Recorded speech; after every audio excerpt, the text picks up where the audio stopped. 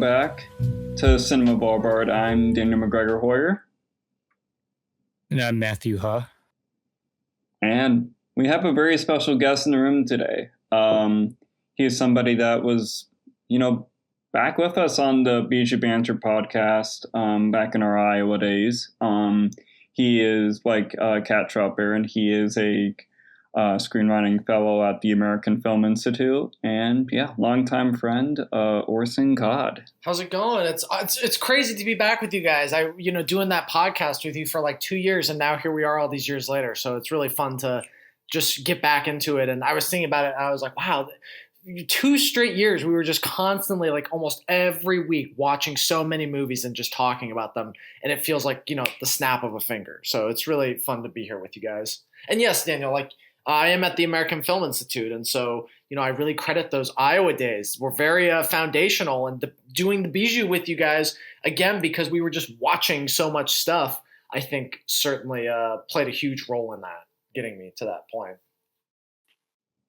Yeah, it's awesome. I mean, I know Kat talked about their experiences over at the AFI, but how are your experiences going so far there? They're great. It's been really fun. It's been different.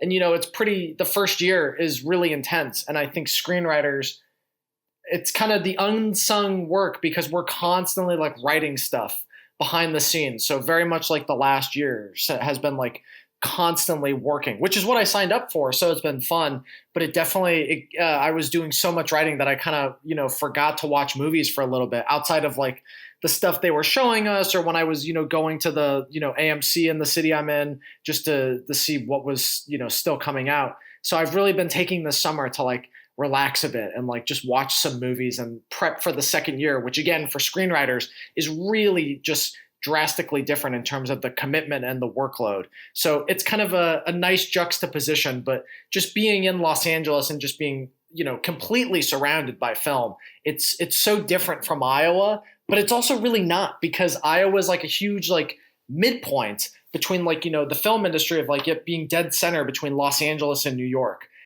So I feel our game, and you guys know, we were in the cinema program and we took so many of the same classes and the same clubs. All the stuff we were learning, it was awesome, being in the writing school and how many filmmakers, big time filmmakers came out of here. And so now actually being able to be in the heart of Los Angeles at, what most consider to be the most prestigious film school, it's just so rich with cinema knowledge. And I think, it's very interesting with the movies we're talking about today to see kind of the old school Hollywood and what was huge 50 years ago, and now the modern Hollywood, and just how it's really literally it's changing the game as we speak. Yeah, for sure. I mean, it's definitely an industry that has grown obviously over time. I mean, from the olden days of the Hayes office, and then all of a sudden now we're in the modern digital age of filmmaking. It's crazy. I mean, I'm pretty sure you're kind of seeing those trends kind of change right in front of you. So yeah, it's pretty insane. But yeah, I mean, it's good to have you back on. I mean, it's obviously been a bit, but yeah, we obviously all are in separate places now. I mean, I'm down in Dallas, braving the chaos of the World Cup. Oh wow! And Matthew's in NYC, so yeah. I mean, I was braving also the aftermath of the Knicks win. Are you seeing all the trash on the side of the street? So they cleaned up the city pretty nicely, I must say. They did a good job getting it all cleaned up after the celebration. But yeah, this past week in particular was a lot of celebrating from not only the Knicks, but also the World Cup as well. Wow. Yeah, atmosphere is very crazy all over the place in this country, pretty much. Or really most of North America. But it's shot a game yesterday, and it's man, I'm still exhausted, and I got another one I got to shoot pretty soon. So it's crazy. But yeah, it's good to finally be all back in the same, I guess, room. Yeah. This. I mean, we call our Discord server the booth, but we're back in the same room again.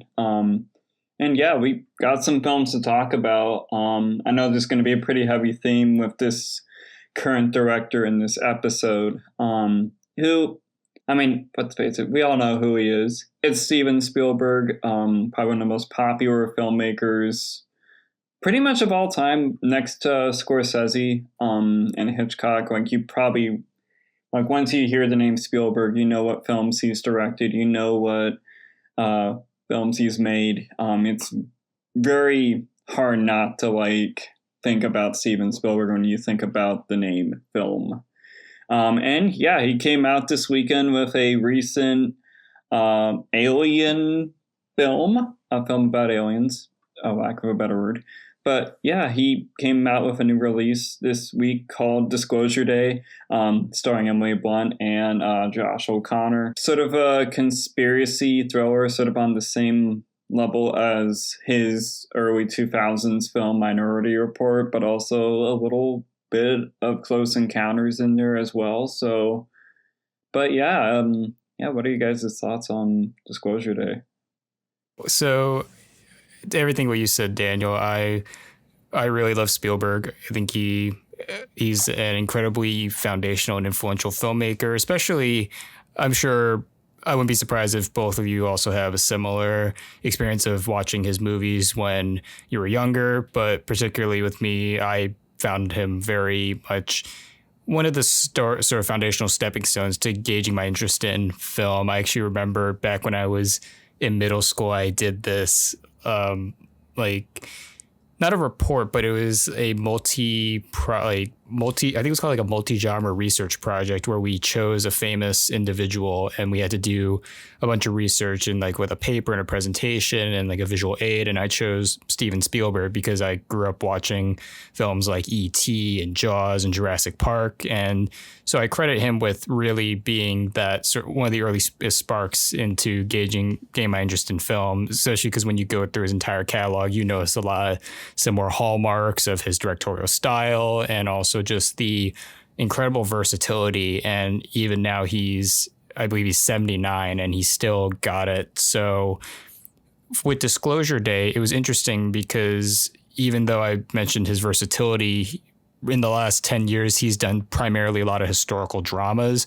He's dabbled in some genre projects like West Side Story and Ready Player One. But in terms of science fiction, the sort of one of the major themes that he likes to play around with, he really hasn't done that in a while, and particularly with aliens too. He's done so many alien movies over the years that this was basically a return to that early type of Spielberg. So for that reason, I was very much excited for this film, and I came away with it pretty impressed. I liked Disclosure Day. I think there's some people online that are claiming that this is kind of derivative or maybe is a bit too simplistic for the day and age that we live in. But honestly, I do see this film as being not only a tribute to Spielberg's earlier self, but it is what Spielberg of today would have made based on everything he's built on in the blockbuster over the past 50 years. This is a film that in some ways is timely with how it talks about communication and surveillance, but it does seem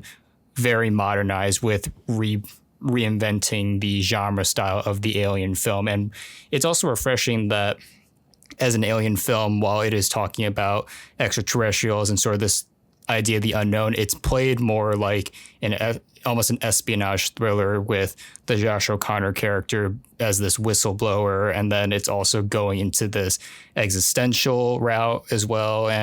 But ultimately, at its core, it's a very human film, which I really, really appreciate. This is a film that cares about its characters, and while I can't say this is anywhere near my favorite Spielberg film, I actually think there are some things about the film that could have been a bit better, particularly in the first act, but we'll get more into that later on. But overall, for what it is, this is pretty much exactly what I hoped I would get out of Disclosure Day. It's a solid blockbuster with a lot of great scenes, a lot of great moments, and also isn't afraid to be both intelligent, but also emotionally resonant too. So I had a great time with it. I think I've been following this movie for like 3 years.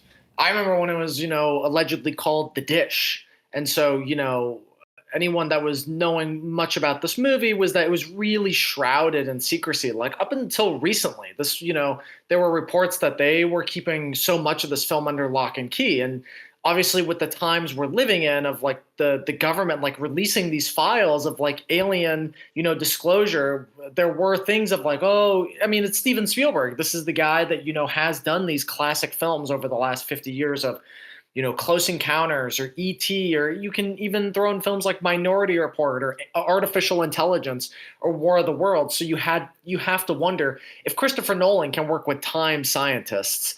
I'm sure that, over the last, again, 50 years, Steven Spielberg has probably spoken to people that, have worked on some of these kind of secret UFO, UAP projects. And so there was a lot of anticipation going into like, oh, not, of course, it's fictionalized. And, I don't really think they're going to reveal actually to the world that aliens are real through a, big summer blockbuster. But, there is reason to believe that it's like, oh, well, could they? And even when that first trailer dropped, it seemed like it was something different back in, I think it was like late December. And I remember seeing that. I was like, whoa, like this seems like a real return to form because, outside of things like Ready Player One, which was, as they would say, IP nowadays, a lot of Steven Spielberg's work for the last 20 years have been more of like these historical or dramatic epics, kind of leaning more away from like these quote unquote genre pictures he was so known for. He was obviously the one that pioneered all this stuff. I take movies like, Jaws and Jurassic Park and Close Encounters and Raiders. It's hard because you look at his filmography and it's so vast and diverse that it's like, how do you rank those films with so many of the other things? Those are almost like Rushmore. They're like, you can't like even compare them to anything else. And so going into this one, seeing that it really was harkening back to like that classic Spielberg, but with like a modern, what does he have to say as an almost 80-year-old man?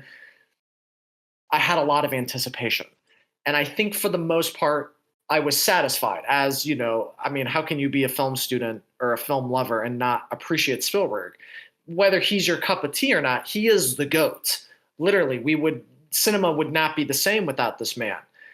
I just, with that anticipation though, it's kind of one of those things where it's like, maybe I had built something up in my mind that this didn't turn out to be, because it does play into those classic things that we all know and love of Spielberg, that kind of good-hearted, empathy. That's a huge theme of the film. And I think it's very important that movies nowadays really push that, because we're living in a not kind world. And so, there's so much hidden metaphors and symbolism that you can do when it comes to how would we process if like aliens are real. And obviously he's talked a lot about that on the press junket of like, no, this is where the world will come together, whether the aliens are good or evil. And I just feel like with what the end product was, it's really cool that he still obviously has the touch. He still, again, as an almost 80-year-old man, has that classic Steven Spielberg that we all know and love. He can clearly deliver and make it a grand spectacle. I do just wish, though, it was pushed a little bit further in terms of the storytelling or what the expectations could have been, because he hasn't made as well known as he is for his alien stuff that he's actually the creative force behind, the Steven Spielberg name as director attached. It's few and far between with his vast filmography. And it's been a long time since we've had that. So I do wish that this moved the needle a bit more in terms of his storytelling capabilities. But for what it was and all, how much I've been looking forward to it, it was just fun to see on the big screen. We're early to mid 20 something guys. There hasn't really been a Steven Spielberg movie that our parents' generation got to experience. That, my parents got to see Jaws or Close Encounters in the theaters and be like, wow, this is something we've never had before. And for us, it's like, well, yeah, we have Steven Spielberg, but we've never really had a Steven Spielberg summer blockbuster. And so I can't complain that we have now officially had that. Yeah, I mean, it's like I said before, like he is so ubiquitous of pop culture. I mean, I can't imagine somebody like wanting to go into film or learning about film without knowing about Steven Spielberg. I mean, like you, Matthew, like, yeah, I had such a high level of obsession with Spielberg growing up. And because, Close Encounters, of course, which we'll talk about later, Jaws, E.T., like you name it, like, like Spielberg is just such a master class filmmaker. And it's like where you hear the name like Lynchian, you get the name Spielbergian. Like that's the level of echelon he's on right now. And I know it's like there's people that like, you know, are sort of like against him in some cases, like because, you know, he is such a popular filmmaker where it's like, you know, like people just like, oh yeah, I don't like the sentimentality side of it. I don't like it. But the thing about Spielberg that like just works is that he has done so much in terms of like filmmaking. Like he puts his whole life into the form. Like that's like one thing you can't deny about the guy, whether you love him or hate him. And yeah, I mean, I think I was very excited for Disclosure Day, and because the trailer was very enticing to me. I mean, because it kind of shrouded itself in a lot of ambiguity, and it kind of felt like something that wanted to keep itself that way, in the same way that, like, you know, something like Close Encounters would. And yeah, I like go into the theater. I'm like with my younger sister, and you know, we both had no idea what we were getting into, and yeah, I had a good time with it. I think it's a very solid return for Steven Spielberg to this summer blockbuster, because I mean, I think regardless of like the impact the guy has had, I think we could all mostly agree, or maybe, I don't know, at least I can agree in some cases that, you know, his stuff in like the 2010s has sort of been hit or miss in some cases, where you get you get some quality films in there, but not like, you know, the level of like Jurassic Park or E.T. or Indiana Jones. So but you know, he's still like doing stuff that is rather interesting, but just nothing that's like pushing the needle. And you know, Disclosure Day gets close. I think it's trying to sort of combine, you know, the sentimentality of his early work with something cold like his stuff in the 2000s. And I think it was pretty engaging overall as a film. Although I do wish that the screenplay was a little tighter. But I do think that it's still kept me engaged with what was going on. I mean, I think everything, it kind of had like very strong commentary on just empathy in general. I mean, especially with what we're seeing in the world today.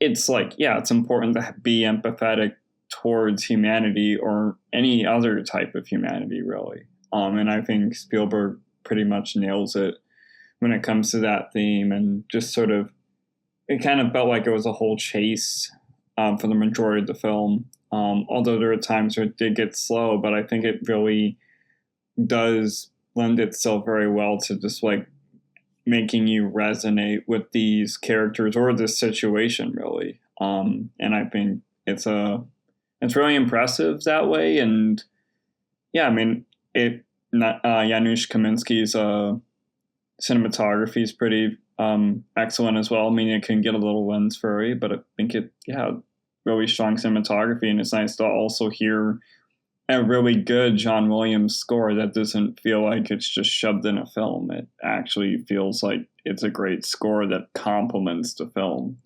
So I was really happy about that. So, but yeah, it's awesome. I mean, I think I really enjoyed it, but yeah, I guess like it's interesting to seeing the division that this film is having right now, though, between audiences and critics. Like some are like saying it's like Spielberg's back in action, and some are saying like he isn't. So, but I guess like, what are your sort of takes on that? I think the discourse was really fascinating, because even as soon as the film came out, there were already reports where some were claiming this is one of Spielberg's best and they see it as return to form. And then there were people straight up saying that this was Spielberg's worst film ever, which I would respectfully disagree, because have you seen The Lost World Jurassic Park? That is my answer to that. So no, this is nowhere near the worst Spielberg film. But it is interesting how I can understand to a degree where people will be coming from, because admittedly where the film concludes not to spoil it immediately, it can potentially be unsatisfying. But also, I think in general, if we want to talk about some of my general criticisms of the film primarily come from that first act. The screenplay was written by David Koepp, who, for lack of better words, is not the most consistent screenwriter. He's written some great films, like most recently Soderbergh's Black Bag, which is one of my favorite screenplays of last year. But then he also wrote The Lost World Jurassic Park, which is not a great screenplay, and Kingdom of the Crystal Skull. So he goes from being really, really good to also not so great. And the film Disclosure Day has a little bit of that because it's incredibly expository in the first act. If there's one thing I like is that it sort of throws you into the action right away. You're immediately there and you're just like, okay, we're establishing so much in such a short amount of time, almost putting you in the same position as some of the characters who are not handed, but this power basically is being thrown onto their lap, because it opens with the Josh O'Connor character stealing this information from his employer, which is this tech agency, basically. Yeah, he's being handed this information. He feels that he is in a position to release it to the world. The world deserves to know what secrets not only this corporation is hiding, but also that the government is hiding as well. So it is sort of feeling into this interesting conspiratorial espionage position. And then we're also introduced to the Emily Blunt character, who is a meteorologist in Kansas City, who mysteriously has this undescribed power where she's able to communicate in different languages and also see basically prophetically when she's having conversations with other people. It's not explained right then and there. So it's dumping a lot at you in a very short amount of time. And I'm fine with that in a movie, because I actually did see the movie twice. And in the first act, it does plant some interesting seeds that might not seem as important from the start, but then it's a good callback. But what really held it back was, honestly, at some points, the dialogue. The dialogue in the first act was not particularly strong, because with exposition, there's a way to deliver it in a manner that feels natural, but you also need to directly explain stuff to the audience. And here in Disclosure Day, it does not really seem very natural. There's moments where the dialogue between characters seem like pre-rehearsed speeches rather than a natural conversation. And at some points, it is a bit unintentionally goofy, like the one scene when Josh O'Connor is showing his girlfriend the footage of, I guess, spoilers from here on out for Disclosure Day if you haven't seen it, when he's showing her the footage of the aliens being worked on, basically. And it's meant to be kind of a gut-wrenching emotional scene, but then her response to it is just like, are they human? Are they people? Are they children? Like, all in a row. And I understand it's this sort of confusion and sort of like, what are we hiding? Why is this? How are we going to address this to the world? But it's just delivered in a way where it does not seem convincing, even though it's meant to be a serious moment. It comes off as slightly comical. And I don't think that was the intention, because there are some funny scenes in the film, but there's also a lot that are trying to be more serious. And that's one where I just don't really buy that the characters would say it in this manner. But the weird thing is that after that, it's pretty solid going forward. There are some moments of Spielbergian cheese, but it doesn't feel like it's insincere or disrespectful. Like, the film has this playful tone and energy, but it's also not afraid to be really contemplative and really emotionally resonant too, especially in the last third, which I'm sure we'll go into. So to tie that back into The Division, I can see why someone would come out of this film and not particularly enjoy it, because there are some moments that I will agree are not the strongest it probably could have been. But when taking into account that this is Steven Spielberg and the fact that he is riding a lot on sort of this sentimentality and combining that with this sense of blockbuster escapism, a lot of it does feel like it is purposeful. Like, he's not afraid to play with the film forum and also have fun with it. So he doesn't feel restricted in that regard, which I do like about Disclosure Day, despite some of its flaws. I think for me, it's like, when it comes to the criticisms, again, it's kind of some of the stuff I was saying earlier where, the divisiveness, I mean, I guess it's like the expectations I had on the film, where, again, the shrouding of secrecy, and like even that first trailer, which I thought was pretty excellent. I've, seen that trailer so many times and I'm like, this is how you sell a movie. And I think it's more of a tone thing.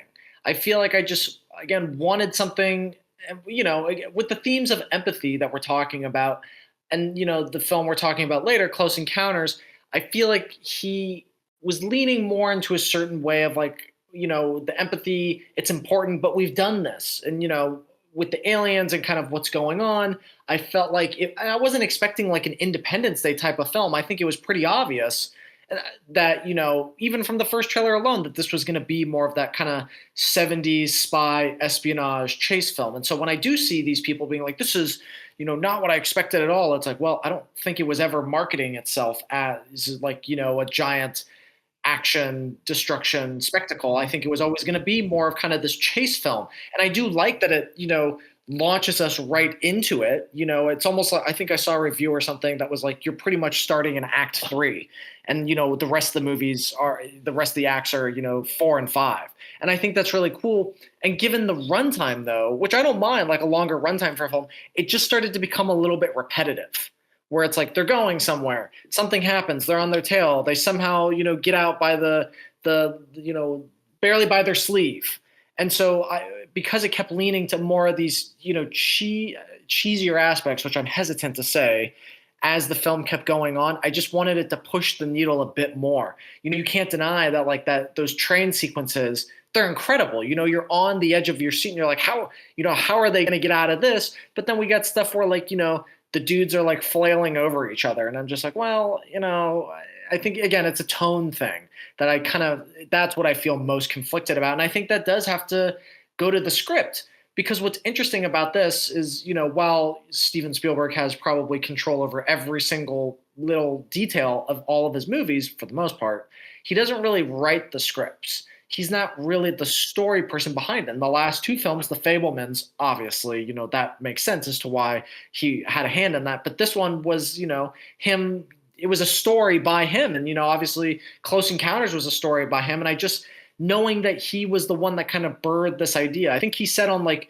what was it, 60 Minutes or whatever, that he wrote it on like the Notes app in his iPad and like, 50 pages and then send it off to David Koepp. And knowing that they have this long standing relationship with each other, I just feel like they could have pushed the script a little bit more on all fronts when it came to the dialogue and just, the beats and the tone that we're going with each scene, because I feel like for the most part, they kind of just played it safe. Someone sent a message in one of our AFI group chats that's like, there's no stakes in this film. And it's like, I don't necessarily agree with that because there are stakes, but I think the stakes are pretty low given the subject matter. And that's where I wish they kind of would have, looked a bit more and saying, oh, we are, again, looking that this is this kind of sprawling chase, race against time of like, we're going to literally reveal to the world that aliens are real. And, everyone's on our tail and we're kind of conflicted about what we're supposed to do. And there's all these themes of like, Christianity and how the world would process it. But then that all comes like at the very end and you're kind of just left like, well, that's more of a little bit what I wanted. But I think this stuff is cool. So I just don't really feel like in the grand scheme of things, it did anything new. It was great for what it was. And you can't deny that you enjoy those classic Spielberg tropes because that is what makes it fun. That is what makes it a popcorn summer blockbuster. But I do wish, given the topic, it just would have pushed it a bit more. I don't know. I think like the film is very like gripping. In a lot of cases, I think because there is like still that level of suspense in the film that you do feel, because I don't like, yeah, these characters maybe outside of Josh O'Connor and Emily Blunt are not necessarily like the most like dynamic really. They all sort of like just play these sort of archetypes, but I think more or less it's sort of how like it's all executed.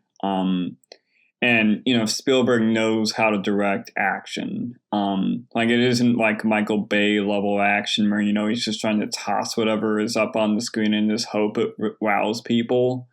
Just using wicked camera tricks or whatever. Like Spielberg is very deliberate in how he uses his cinematography and like and where he places everybody. So it kind of feels like that there is such a good sense of space and how everything is sort of sequenced, especially with, the fact that he's still like using his editor, Michael Kahn, who's like practically edited every single one of his films, I think outside of only a few.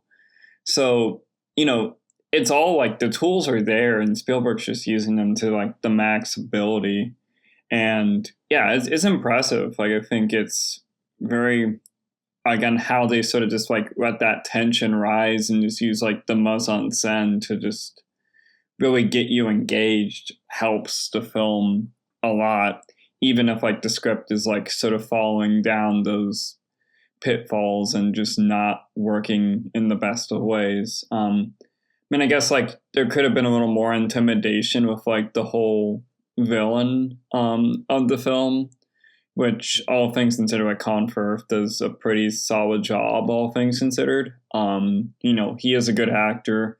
And he does sort of try to bring this level of like intimidation, especially in the scene where he is with the girlfriend character, and how he's sort of using this alien device to sort of manipulate her. And it's like this really good interrogation scene. Like, I really like how they sort of like build that up and how it's all sequenced. And that's like a moment where like the villain actually felt rather intimidating.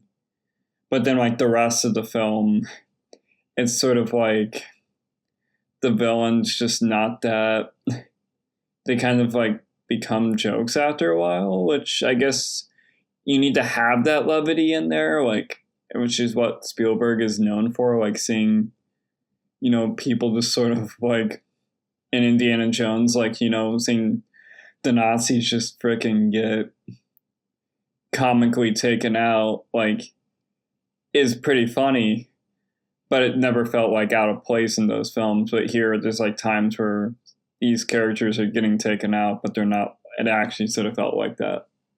Oh, like it feels weird. It doesn't feel like that.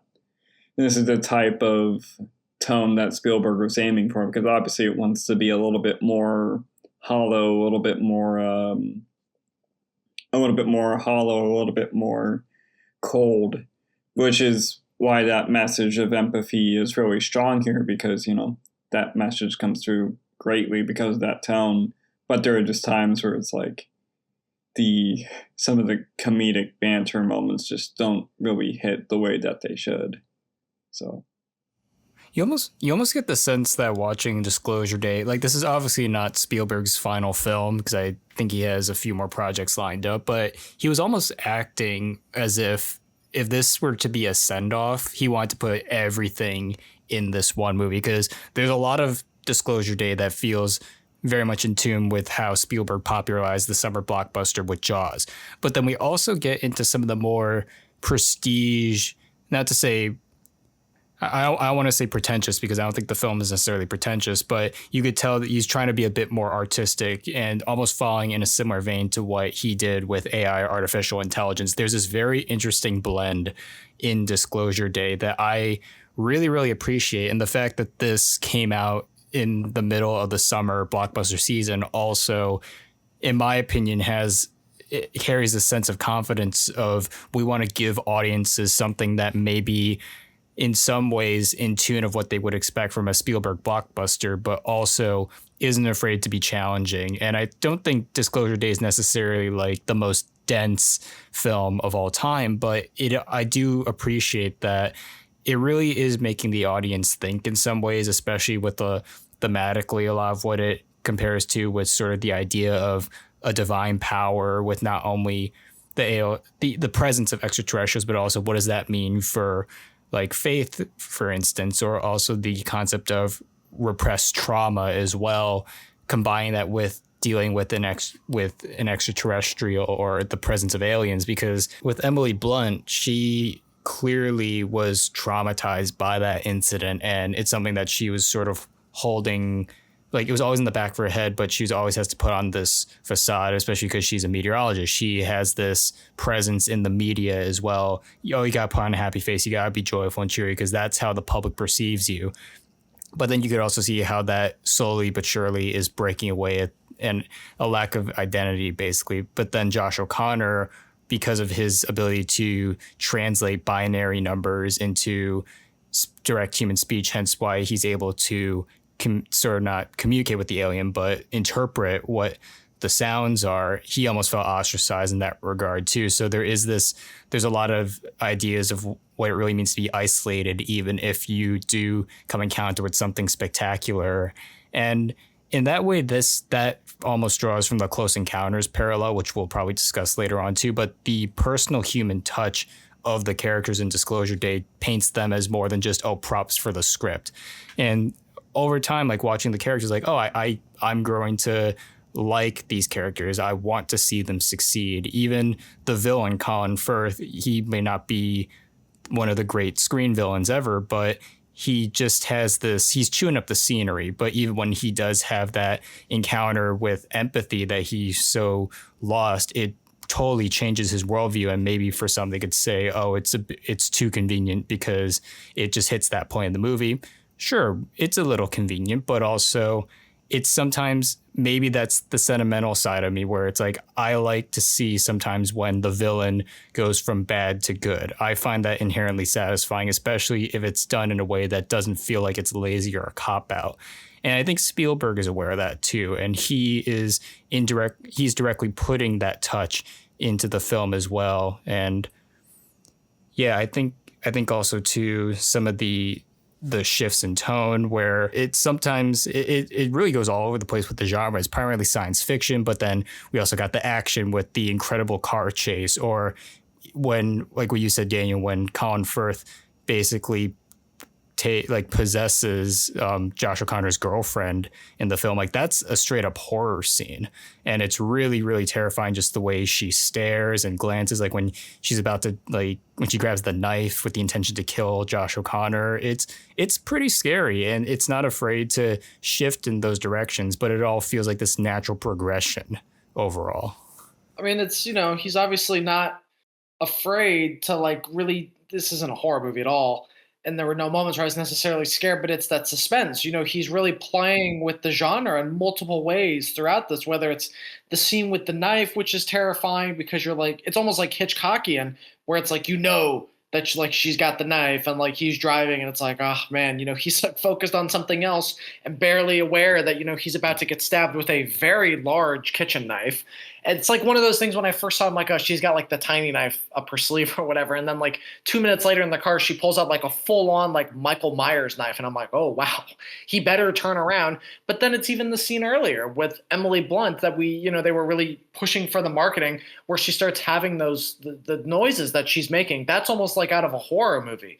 And what makes it even more terrifying is like, nobody knows what's going on. We know what's going on because it's like, oh, we know it's an alien film. But that's like, if you really think about the root of it, it's like her alien side is showing. That's a horror movie.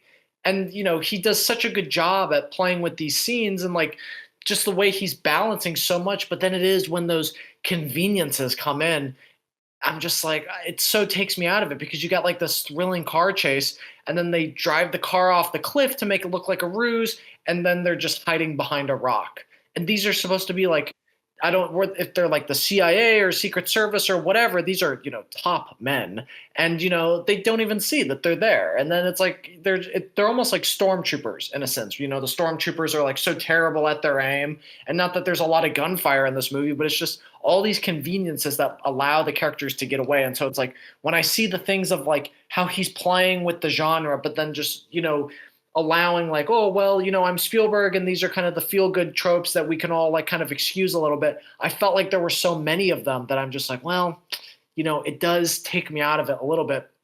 And to something you said, Matthew, that I thought was really interesting, and I thought about after the film a lot, was I'm wondering if like how much of this is like Spielberg's passing of the torch. Not as a filmmaker, because I'm sure we got like, many more Spielberg movies to come. He's clearly still got it. And, he's out there doing the press tour. So I'm sure he's ready to start really pumping out a lot of movies. He's talking about doing a Western next. But, given that this is like a sci-fi spectacle, I do wonder, with the themes of the movie and kind of where it ends off, how much of this is him saying to like the audience that have like grown up with his films, which are, Emily Blunt and Josh O'Connor, saying like, okay, now it's your turn to go make the next wave of the movies that I made for you. I really feel like that was apparent there. And I think that there are reasons why they put this as the June release date. You know, one thing, and I feel this too, but I saw a lot of people saying this feels like a November release. And from the best of my recollection, this release date was never really changed at any point. So, you know, they were always intending for it to be a summer blockbuster. But there are aspects where I'm like, well, were they also trying to go for like an award circuit? Can they? I'm not sure, but I think by having it as the summer blockbuster, which Spielberg obviously pretty much created, I do think with everything that kind of you can interpret of what the movie's trying to say and where he's at with his career and how he's talked about this film and what it means to him, that human touch, I do see it as like a passing of the torch. Yeah, that is a very interesting read because I mean think he knows like where he is in his career. I mean, I think both him and Scorsese are probably like the ones where they realize where, you know, they're probably like they're not like seasoned. I mean, they are seasoned, but they're not necessarily like I mean, they're still the go-to filmmakers for a lot of studios, but obviously there's going to be a new generation that's kind of been popping off a lot recently. And especially with the generation after them, like, you know, Paul Thomas Anderson, of course, with one battle after another, really having that success. Sean Baker, it's like there's a lot of filmmakers that have really are leaving impacts on the medium in the same way that Spielberg and Scorsese did. So that is actually a really interesting read. But I guess like the thing I do want to tap on a lot is like Emily Blunt's performance because yeah, it's probably her best. Honestly, I don't think I've seen a performance like this from her in quite some time. I mean, or even ever. I know she's been known to, you know, sort of play these types of, you know, female characters, but this is like one where it was sort of giving me a little bit like Melinda Doan from Close Encounters, but a lot more range here because I think especially in that opening scene where her character is introduced where, you know, she sees the bird and you're sort of seeing all this anxiety build up and then all of a sudden these random things just start happening and just how she sort of flows from like doing a random, you know, Russian European accent to like reading into like the minds of a police officer who pulled her over for speeding or even just randomly communicating with somebody from Korea. It's like you kind of sense all that anxiety in that moment. And she just does such an excellent job really switching into like different modes of this character, which is rather excellent. I think a lot of what the theme of empathy really shines through with this character because, you know, it's kind of like how she's able just to instantly read somebody and sort of like try to get them to remember these very deeply rooted memories of past loved ones or past friends that they had, and just using that as a way to sort of like get out of these situations. Like I found that to be like really, really incredible. And yeah, I mean, I certainly want to see her get some recognition this award season because that is a really, really good performance.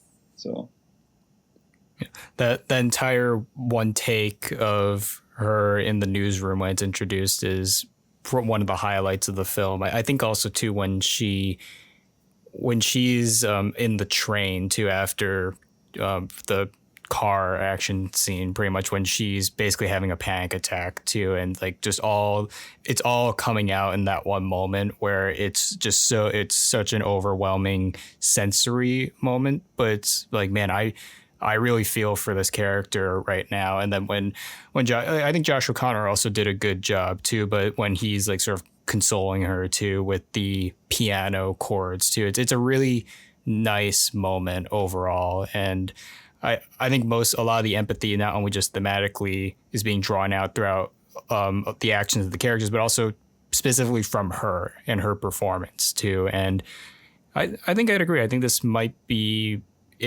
her best role, if not one of her best. It's really hard to say, but you know, I was really impressed with her. I also really liked Coleman Domingo in the movie. He's one of the disclosure advocates essentially, and he has this really great dialogue exchange with Colin Firth in the house where he's basically going in trying trying to talk some sense into him and sort of like why not only obtain the information but withholding it is a danger, and also how he's sort of transformed as a person too. And it's a really great monologue scene, and I mean I love him overall. I think he's an excellent actor, but that's like the one scene where just like, man, you really, really sold that. And yeah. Do you guys think this is an awards film?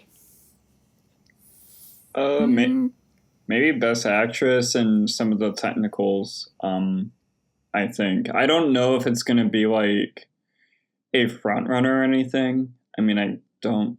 I mean, obviously we'll have to see. I mean, it's obviously a very big year for blockbusters, especially with the Odyssey coming out and Inarritu's Digger.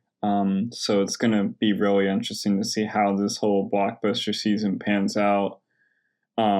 But, you know, I mean, I still think it's like award worthy in a lot of cases. Like, I know there are people that were thrown off by the visual effects in the trailer of like the animals or whatever. And for a moment, I thought like the young Emily Blunt character was also CG, but apparently that's just how she looks. I think they might have did a little bit too much digital retouching, because there were times where she looked a little bit uncanny.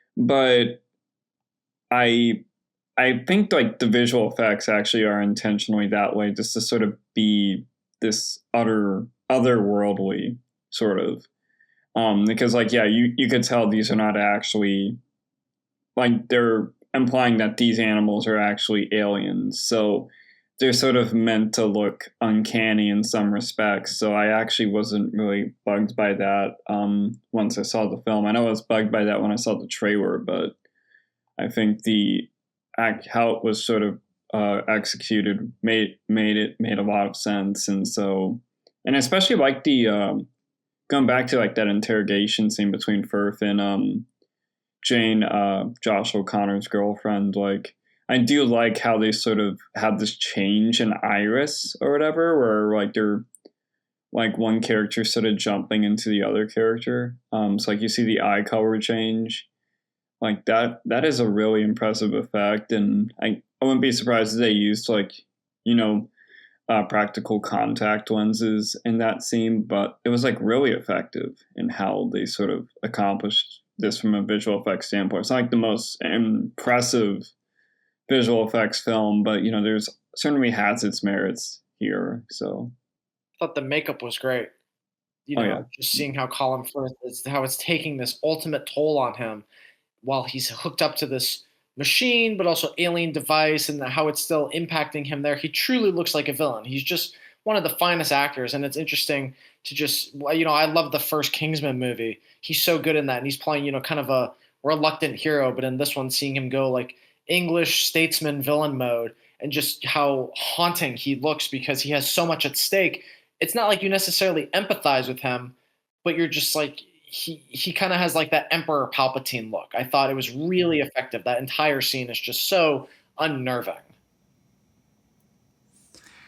Yeah, I think the effects is probably one that I have a bit of an issue with too. Like, kind of like what you're saying, I understand that it's meant to look intentionally uncanny, especially with the animals, but at the same time, I just think of the one shot when Emily Blunt sees the fox, like not in the house, but on the road. And the fox doesn't even do anything that complicated, but it just looks so fake. And I was thinking, I know with like animal rights and stuff, it's a bit more complicated, but I was also at the same time, the fox is just sort of walking up and walking away. Like, what was wrong with just getting a real fox? And then there's one shot where young Emily Blunt and the animals are walking towards that cabin. And when I first saw in the trailer, I thought in my head, like, that looks like that AI Coke ad that was running around during Christmas time.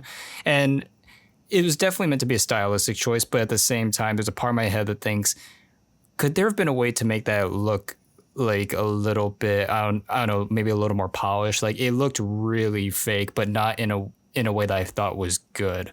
I will say the eye effect is probably the best shot with the not only with Colin Firth and who's the actress?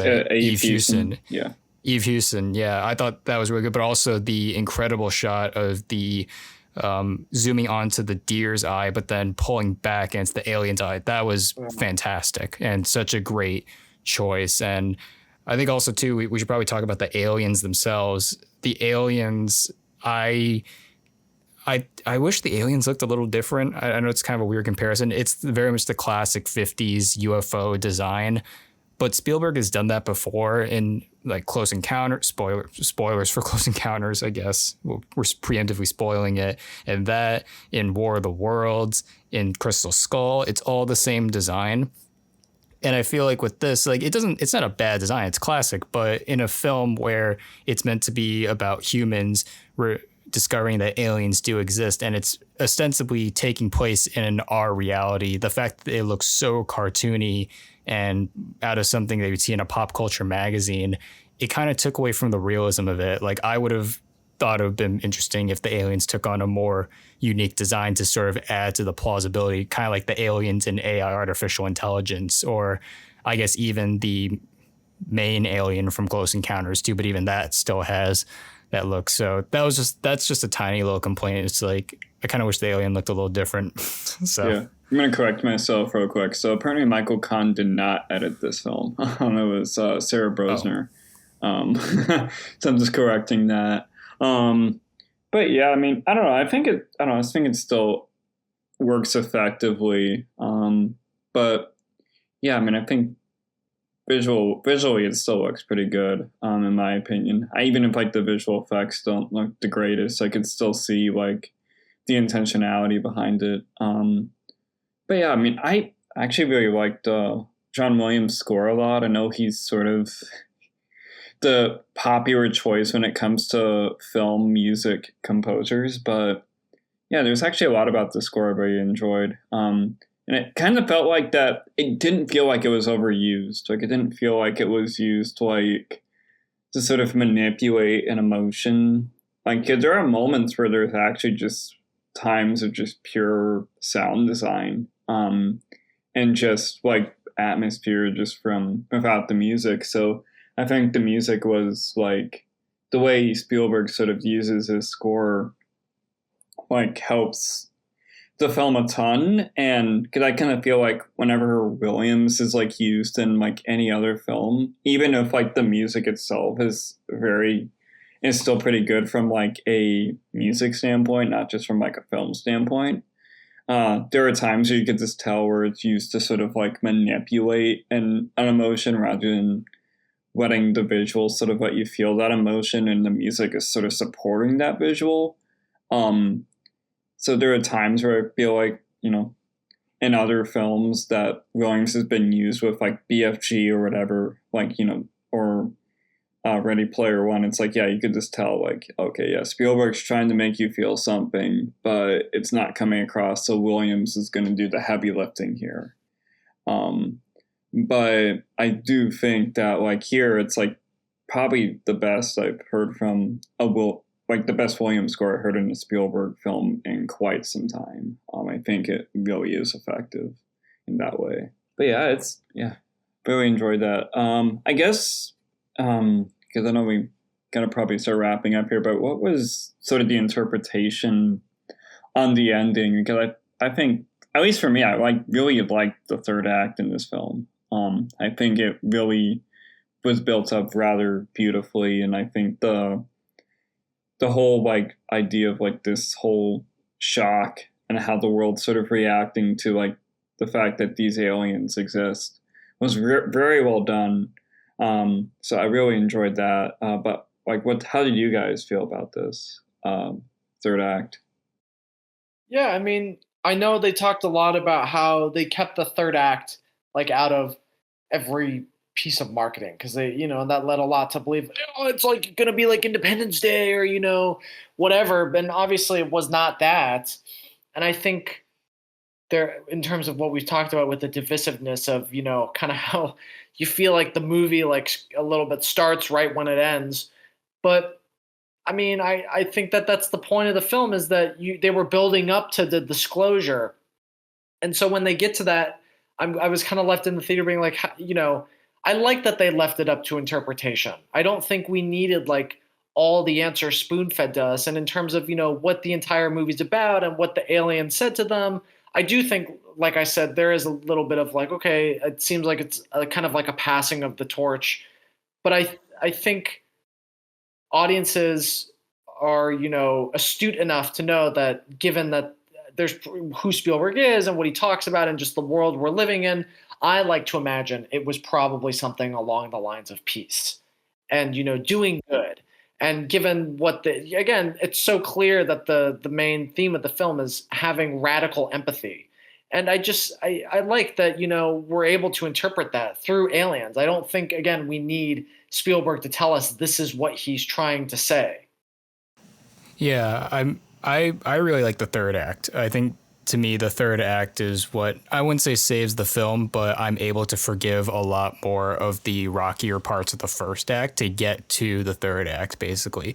Like, especially when the information is being disclosed through the news and how it's being shared, and particularly that the one actress who plays the news anchor, not Emily Blunt, but it's the one in New York, she really sells it with how she's reacting to the footage and how she's coming to the realization that this is a world-changing event. Like, our entire existence has not been necessarily a lie, but it's just we have to rethink everything now.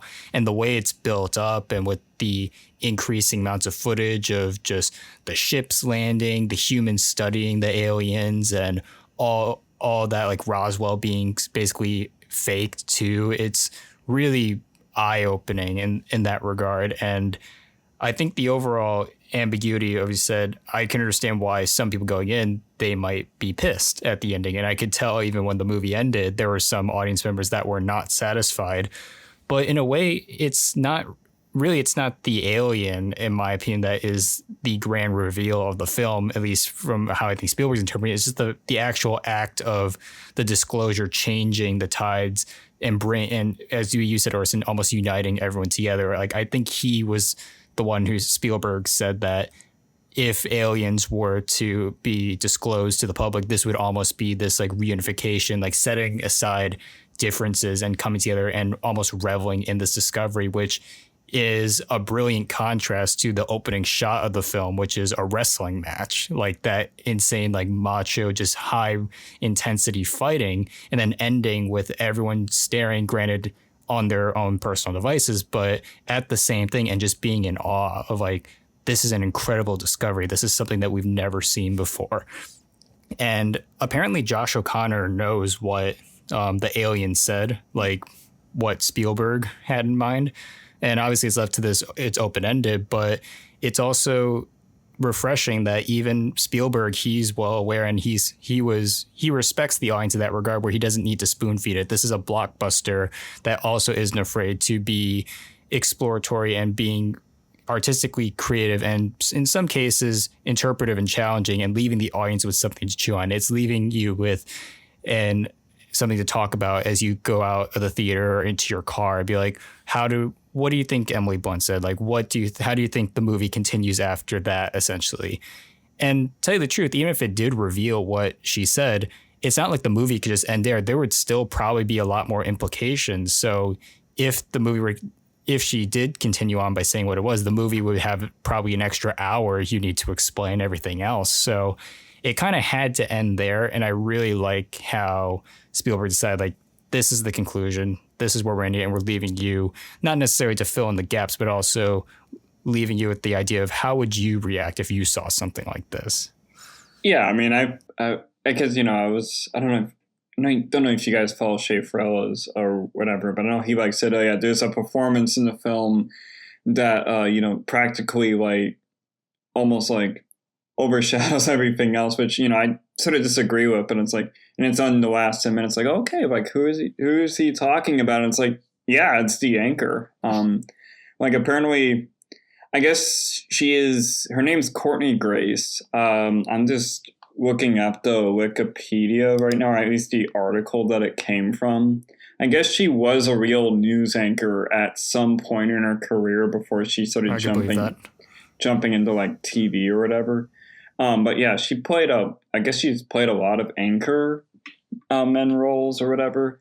but or anchor women roles for lack of a better word. There is such a believability in how she sort of presents the information. Like she's sort of presenting a level of shock, and it isn't coming off like a Cronkite reading or whatever, where it's just so stoic or whatever. But it's like she's trying to maintain that level of stoicism, but it's just completely in shock of everything that she's seeing on the screen. So it's really impressive that one of the best actors in the film, out apart from like Emily Blunt and Josh O'Connor, is an actor who has been known as being playing like anchor roles in the past couple years, which is really great. It just kind of shows that Spielberg like still is sort of the actor's director in that case.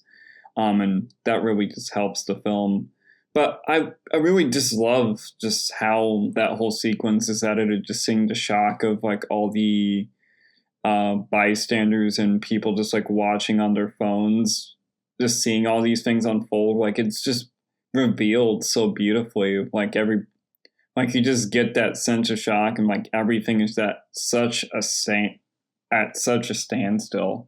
Like it's practically perfect in how it all just escalates. And then I think just ending it on like just the word listen really does help the film, because I kind of felt it was a very natural cut to black. It didn't feel like a Sopranos cut to black where it just out of nowhere, but it actually felt like a natural cut to black in that sense. And it's like what Spielberg trying to tell us is like, yeah, we just need empathy in this world. We need to listen to people. That's the goal of the film. And obviously we're in a very divisive era now, and, not just in politics, but just in the world. So I think like, yeah, listening is a very important key right now. So I think it is a really like staggering ending that really does resonate long after like the film's over. So I think it was very effective in how it presented that. So, but yeah. Any other thoughts on Disclosure Day at all?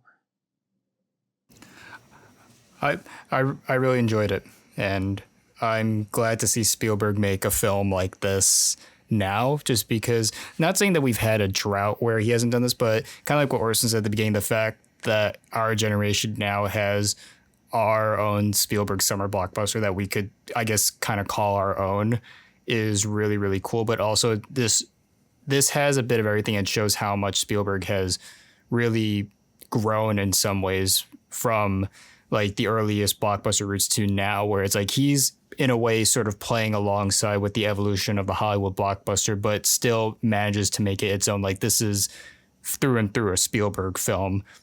And I don't think many other filmmakers could necessarily replicate in the same manner. Like if another filmmaker were to do it, perhaps it would be more serious, or maybe in the hands of another filmmaker, it would be too silly. It has this really good balance in between. And sure, it's not perfect, obviously, and I've made my reasons why there are definitely some flaws. And even then, some are saying that this is Spielberg's best film in the past 20 years. I personally don't think so either. From this era, particularly, I think West Side Story is probably his best movie in the past 10 years. But overall, I really enjoyed it, and I'm glad that he got to make it in this way. You could tell that this is something, it was personal. He had a story to tell. No one necessarily told him like, oh, make it this way, make it that way. It very much feels like a vision. And especially in this day and age, I always love seeing a filmmaker with a vision, making something that is that singular. So yeah, this is it's a pretty high 7 out of 10 for me. It has its faults, but even then I can get through the flaws to get to the goods, especially towards that end. So yeah, recommend it. Yeah, I think, I am a huge Spielberg fan. And, given that this was been one of my most anticipated movies for like the last 3 years, finally being able to see it and like how much it was shrouded in secrecy and, how much speculation there was of like, oh, Spielberg's doing an Alien movie for the first time in a very long time. I'm glad that like now I'm living in a timeline where like I got to see it. And, part of it's like how much of this was, a little bit of mismarketing to get people into the theater because maybe they knew that it was going to be, as we've talked about and what we're seeing, divisive among audiences. You can't like complain because it's like it's a great Spielberg film to have, and it's like I'm so glad that we're able to have again more. It's like we're talking about Close Encounters, but it is like a modern Close Encounters, and so I think my complaints with it really just boil down to the script, and because Spielberg was so heavily involved, and he's worked with David Koepp on many projects, I do just wish it pushed it a bit more, but for what it was, I mean, I think it will benefit from a second viewing because maybe there was so much anticipation around it that I wanted it to be a certain thing. But, it was a perfect film in terms of like what it set out to be in terms of being like this espionage disclosure day type of thing. And anybody that was wanting like, again, that Independence Day vibe, I think it's wrong of them to expect that. And, if this is Spielberg's final Alien film of like, what he's saying is his trilogy of Close Encounters, E.T., and now Disclosure Day, I think it's pretty fun. I think it's pretty good. And, I'll have to watch all three of them back to back. Yeah, I mean, I really enjoyed this. I mean, yeah, it has issues, very obvious issues. I think just maintaining a tonal balance could have helped a lot. And yeah, I think there were just times where the script could have been a little bit tighter because although the film is very good at just building up this suspense and this tension and is keeping you engaged, there are times where some scenes just felt like they were going a little longer than they should have been. But yeah, everything else is really good. I mean, Spielberg still obviously has it at the age of 79, and the actors are still really good with Emily Blunt and Josh O'Connor really leading the way with that, along with Courtney Grace at the end. And yeah, I mean, it's just what you want out of a summer blockbuster, especially one from Steven Spielberg, who, I wouldn't say has like lost his touch of the summer blockbusters, but, it's clear that his films never have been able to engage the audiences in recent years, at least at this caliber. And it's nice to see people like talking about a Steven Spielberg film in the summer again. So it's really awesome. I'm not sure where it's going to be on the whole like filmography ranking, because for one, there are a ton, but it's also, I think it's probably a little more toward the middle of the pack, but maybe on the higher end for me. But yeah, I still think it's a relatively solid 8 out of 10 movie. So, but yeah, it's enjoyable. All right. Who's ready to go into the back rooms? Yes. Yeah, the back rooms. With more alien creatures, or, well, creatures, I guess. Yeah. Admittedly, I know the film's only been out for about 3 weeks, probably about 4 weeks by the time we, get this episode out. But yeah, Backrooms is a pretty big deal when it came out. I mean, of course, we mentioned it on the last episode talking about Mandalorian and Grogu, how Obsession and this film are completely taking over the box office right now and is on a really good year for horror films. And if you don't know what Backrooms is, it's a film that's based off of a small YouTube series, sort of, that was also made by director Kane Parsons, who also directs this film. And it sort of follows like these characters, a furniture store owner and a therapist who discover a dimension of seemingly endless liminal spaces accessed through the basement of the convenience store that Chiwetel Ejiofor's character happens to own. So, yeah, what are your thoughts on Backrooms? Who wants to go first? I'll go. So this was funny. I was out of town at a wedding for my girlfriend's family. And so this was when Backrooms was coming out. And I started slowly hearing, like right around the time we were leaving for the trip, about a week before, that this was going to be big. And I probably had the worst FOMO because I had to wait an entire week because there wasn't really an AMC around us. And obviously we were wrapped up in the trip, so we didn't really have time to, and we both wanted to see it. So we didn't really have time to like kind of escape and go see Backrooms. So I had to wait an entire week. Man, I mean, that was very hard because I just kept hearing everyone talk about it, and just seeing all the letterbox reviews or friends that were posting about it, or all the the tweets or whatever. And so finally being able to sit down and see it, what was really special was this cultural impact, because I was like, I want to see this in a packed theater. And finally, a week later, when I did, it was a packed theater, and you can't deny that. Okay, we look at Barbenheimer from a couple years ago, and that's a very rare event, and then it's like, oh well, we've got Doomsday later this year, but that's more or less kind of a gimmick. And so the fact that we've relatively been able to have this with two original low budget horror films, I think is such a special experience. And looking at the movie on its face value, there are so many aspects where it just works so well. And so I'm not surprised that people are turning out for this, because even though it's, again, quote unquote, based on IP, people are interested in this kind of stuff, and it's something different and it's something new.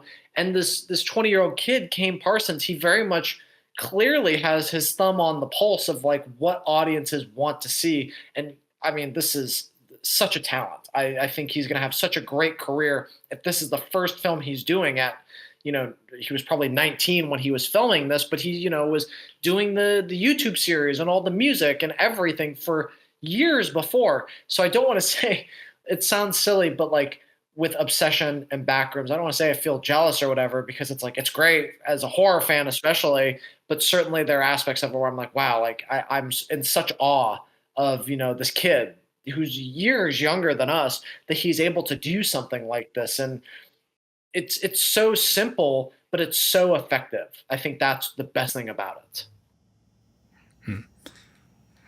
Yeah, I was looking forward to this. I had seen the first episode of the Backrooms series, which I think is called Found Footage, and if I'm going to be honest, that short was one of the few recent films or media works that genuinely left me scared. It's like that and Skinamarink were the two where watching it, I'm just like, I'm kind of terrified right now. And especially given that he was so young, it was really impressive. And I actually remember when this film was announced, it was back when we were at the University of Iowa. And I remember thinking, wow, this kid is going to direct a film based on this series for A24. That's incredible. So I remember, even though I wasn't necessarily a fan of the series, I didn't really like follow it religiously. I was rooting for him. I was just like, I want to see what this kid does. And so going into Backrooms, I was like, okay, I'm looking forward to this. And I think it's a good movie, especially for a first film. It's really impressive, not only just given his age, but I think for anyone to make this as a first feature, it's really ambitious with the scope and scale of the liminal space, like especially we'll talk about the production design, but man, just the fact that he built this real liminal space set was really impressive. And there were reports that crew members and actors were getting lost because it was just that spacious. But at the same time, there's a part of me that was slightly underwhelmed in some cases. I think as a narrative, it's not a bad story, but it does kind of drag at points. And if there's one thing that was refreshing about the film was the fact that I think what I was anticipating before even knowing who was attached to this project, I thought it was going to be almost like a Stranger Things type story where it's focusing on teenagers discovering the back rooms, and it was going to be almost this Goonies-esque thing. But no, it focuses on grown adults dealing with personal dilemmas of their own internal struggles and like career and like missed opportunities and regrets. It feels very mature. And we should point out that Kane Parsons, he didn't write the script for this movie. I don't have the screenwriter's name up here. Let me see if I can find Will Sudik, who I don't know what else he's done, but basically Kane Parsons didn't write this. So, but even then, it's nice to see that they were taking this more adult, grounded approach to this very sci-fi-esque story. But also there's some cases with the characters where it's certain decisions, we will probably get into this later, it seems like they were trying to shoehorn in the characters to get them more involved in the story in a way that felt a little more clunky. And if I'm going to be honest, if there's something, the most disappointing part of the film, and I don't know if guys would disagree, I didn't think the film was that scary, honestly. that was the one thing where I was really looking forward. Like, oh, if you have $10 million to play with, there's going to be some like really terrifying stuff in here, especially with the analog horror aesthetic and everything. But I think this is a prime example that goes to show sometimes bigger isn't always better, because what I've come to realize about the Backroom short is that what made that so scary was the fact that the limitations of the hardware that he used to make it with the VHS camera, that added to the scare. And granted, there are some scenes in the film that do utilize that found footage look with the 90s VHS camera, but it's done in a way where it feels like oh, we kind of had to put it in there to call back to the series. But any of the scares that happen with the regular camera, like Die Jiggly in the Universe 2 as a spectator, it didn't really work as well. And I wasn't really terrified. I wasn't really on the edge of my seat. I was just kind of like, it's like it's not like it failed, but just the fact that we were seeing so much with the budget too, just kind of, it almost took away from the charm and the quaintness of like how just so the lack of seeing anything made it all the more scary. When you actually see it, you're just like, oh, it really isn't that scary. So if anything, that was the biggest disappointment of this film overall. It's definitely not a bad movie, and I'm certainly glad that Kane Parsons got to make this. But overall, there was some parts where I felt a little underwhelmed, despite still enjoying myself, and I don't regret watching it. Yeah, so unlike you guys, I saw this opening night. And let me tell you, this is probably the most packed I've ever seen a theater for a horror film ever since It Chapter 1, when that was a big deal back in the late 2010s. So because I know people were excited for this film, and this is certainly like an idea that does resonate with a lot of people, not just because of the short, but just the idea of it. Like just these liminal spaces and just sort of how entrancing it is. It sort of reminds me, like growing up when my dad worked for the government, he used to take us to his office in Washington, D.C., and it's all cubicles, and it's like you can easily get lost back there. Like it's something where it's like you want to see what's behind the corner, but you're sort of afraid to. Like the whole idea of this liminal spaces is a very terrifying concept. And, fun fact, there was like probably like 20 16-year-olds that happened to sneak in my theater, and the usher, like I was walking by an usher and it's like, yeah, I had to kick out like 20 16-year-olds out of the theater because it's like an R-rated movie, which I guess is interesting, but anybody can sneak in the movie theaters nowadays. But yeah, it's like, so I was there with the excitement of it all, and I watch it and it's like, yeah, it's really good. I don't know if it's perfect. Like I think there's certainly a lot of things that Kane Parsons can do to really build on, especially as he's going to be making a sequel to this and maybe do other stuff beyond the Backrooms. But I do think the film is rather effective in just this sort of existential dread where like, yeah, I agree with you, Matthew, that it isn't super scary, but I do sense like this level of just like eeriness and creep value to it. Like you're sort of just you're not sure what's going to pop up in this liminal space. And I think it's rather impressive in this how it's sort of slow and meticulous that way. It's very much a slow burn horror. And yeah, I was just really impressed by all that. It was really well done just from a cinematography standpoint and from a production design standpoint. And yeah, like there were just moments where it's like, yeah, I did have some fun, especially in the third act, which I'm pretty sure we'll get to. But yeah, I think it is a rather effective horror movie. And yeah, just certainly just another symptom of like the huge wave of young YouTube filmmakers just gracing the big screen. You got Chris Stuckman, Markiplier, and Kane Parsons, and of course Curry Barker. It's like, yeah, it's amazing just to see like a generation that initially we grew up on like is starting to really peek into the industry. It's really awesome to see. but yeah, it was very cool.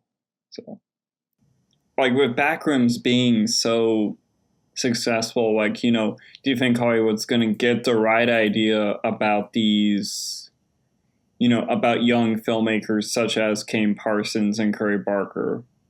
Or are they going to, like, you know, get the wrong idea like they always do when it comes to just getting these types of ideas out? Well, I hope they get the right idea. I hope I'm one of them. No, but I think in all seriousness, I hope what the change is that they can look at these movies and see why they were so successful. Because first of all, I think Gen Z will show up. And second of all, these movies don't need to cost $250 million to make. Obsession obviously was less than $1 million, and Backrooms was only 10. And I get it, there's a difference of a lot of money there between the two, but still, it's not really much. And so you're looking at Obsession being one of the most profitable films of all time, and now Backrooms being like the most profitable film for A24. And so I think it just shows that, yeah, it's easy with horror because it's the most accessible, it's the most popular genre, you can make it for very cheap. But I think it's telling simple stories. That's what makes it so special, is that, you know, we want something good. And in terms of hiring these young filmmakers, they do have their finger on the pulse of like what our generation is looking for. Having come out of the pandemic where we've been kind of, and we still are kind of inundated with slop, I think, you know, we're seeing how like there's room to like tell different and interesting stories. That's what makes these so special, is that they're not reinventing the wheel in terms of what they're saying. They're just doing something new, and they're made by people that have such a unique and fresh, you know, voice that we want to see. It's, you know, we don't really have a lot of 20-year-olds making films, and probably, you know, 90% of the time it would be terrible. But because they have like such a connection to the product that they're making, especially Parsons, it just makes it even more authentic to the, you know, I don't want to say the YouTube stuff wasn't real, but the more elevated version of this because it's a real cinematic film. Yeah, you tapped into something interesting, how the budgets of the two were also definitely helped, because I mean, obviously when you have a lower budget, it's easier to make a return. But even still, I don't think anyone expected Backrooms to do this well. I mean, I'm sure A24, they knew when they signed Parsons on that they had a potential hit on their hands, but man, it's like what it grossed so far $262 million worldwide, which is pretty fantastic. And I'm glad that the film did that well. And I think it goes to show that younger filmmakers, especially ones that came from a YouTube background, they are very much aware about what I was saying, the limitations becoming strengths. So that way they're able to work within the confines of a smaller budget and not let that go overinflated to the point where it's impossible to make a return on the investment. Like, that's why so many modern blockbusters nowadays end up underperforming, just because they cost too much and people, they say people aren't going to movie theaters, but I mean, look at this year. If it's more just, if you have a good movie, they'll come. Like Project Hail Mary, for example, was pretty pricey, but people came out to see it because there was good word of mouth. And it's like, oh, you have a quality film in theaters right now. And so with the YouTube returned filmmaker, I don't know if renaissance is the right word, but we've been seeing it more recently, especially in the last year. There is this idea where they are able to tap into a market that they are more aware of. They know the Gen Z demographic and that audience better than any exec in Hollywood probably does. So that really helped with the strength of, at least for Backrooms. Granted, it had the IP in quotes attached to it, but also just the fact that it's eerie, it's weird, and it's specifically catering towards the sensibilities of why certain people find this concept scary. The whole idea of the liminal space was born basically through the internet, like creepypasta. And so catering to that market definitely helps. And so when you have someone that young who was part of that demographic, understands that conversation, that is what's going to draw them towards the movie itself. And it's almost similar. This is a little off topic, but there's an independent film from this year also called Our Hero Balthazar that did a similar thing with its online social media campaign, where they built it around the main character in character too, and sort of having that shared and spiral around on TikTok and Twitter, and that drew more interest to this independent film. We're seeing a similar thing with Backrooms and Obsession to a degree as well, and I think that's really, really cool to see. Now we're having the influx of the young generation sort of telling to the major studios, like, yeah, if you want to make a change, this is the direction you need to go down, while also you making a movie that is good and having people talk about that. Like, most of the response to Backrooms has been very positive, not just by the fact that it was made by a young filmmaker, but people were engaged with the characters and the story and the universe it created. There was a lot of potential there.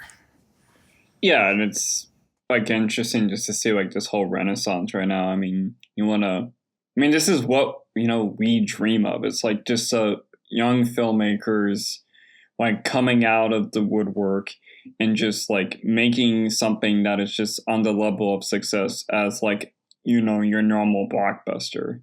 And it's awesome to see, especially for a genre such as horror, that we're seeing this like all this year. I mean, there's been some hit or misses in the genre, but like we're seeing a lot of people going to the theaters just to see these very unique ideas and perspectives, especially if something like Backrooms, where, like I said, people are like, entranced by the idea of like liminal spaces. And it's awesome just to sort of see how that all sort of unfolds, and just like, and especially going in with such an engaged audience, and 16-year-olds that shouldn't have been there. It's like, yeah, it's amazing. I mean, I really enjoy how this film just really sets up the idea of Backrooms, especially opening up of sort of a reminiscent and throwback, and being sort of a throwback to like the original Backrooms video that Kim Parsons created back in 2019, I believe, where you start off with like this very shaky point of view camera, and you just sort of like realizing how like foreboding this place is. Like, it really does a good job like really enticing you in that way, and I really enjoyed how it sort of uses that element of cinematography to really entice you, because I'm not super high on found footage as like a genre, but it's been nice to sort of see like elements of that genre be used in a way that is actually effectively terrifying, and not just used as a gimmick, like, oh, is there a ghost in the room or something? It's like, no, I'm actually feeling terrified because you're seeing the shaky cam like work in the way it should work, not just in a way where it's like you're just shaking it like a baby. It's like, it's really much that way, that it's terrifying. And I think it really works to the advantage of Parsons, because, he made the idea of it, and just like sort of using that like element of like found footage to open the film is a really smart choice. And I really commend with like how he makes a lot of his decisions just from a directing standpoint here. So like he does a really excellent job. I think what's cool about this is it demands to be seen on the big screen. I think obviously we're living in a world where, anything can be a screen nowadays. A Nintendo DS could be a screen to watch a movie. But when comparing this, and it's obviously not making billions of dollars the same way Barbie or Oppenheimer did, but the cultural impact, especially of young moviegoers wanting to flock out with their friends, and the word of mouth and the repeat viewings just to see how they'll react to certain scenes, or, feel like you're going on a journey with everyone. I don't think that can be understated. That it's very impressive that for how constrained this movie is in terms of its budget, its storytelling, and just like the wonderkin story behind it, of that people are turning out.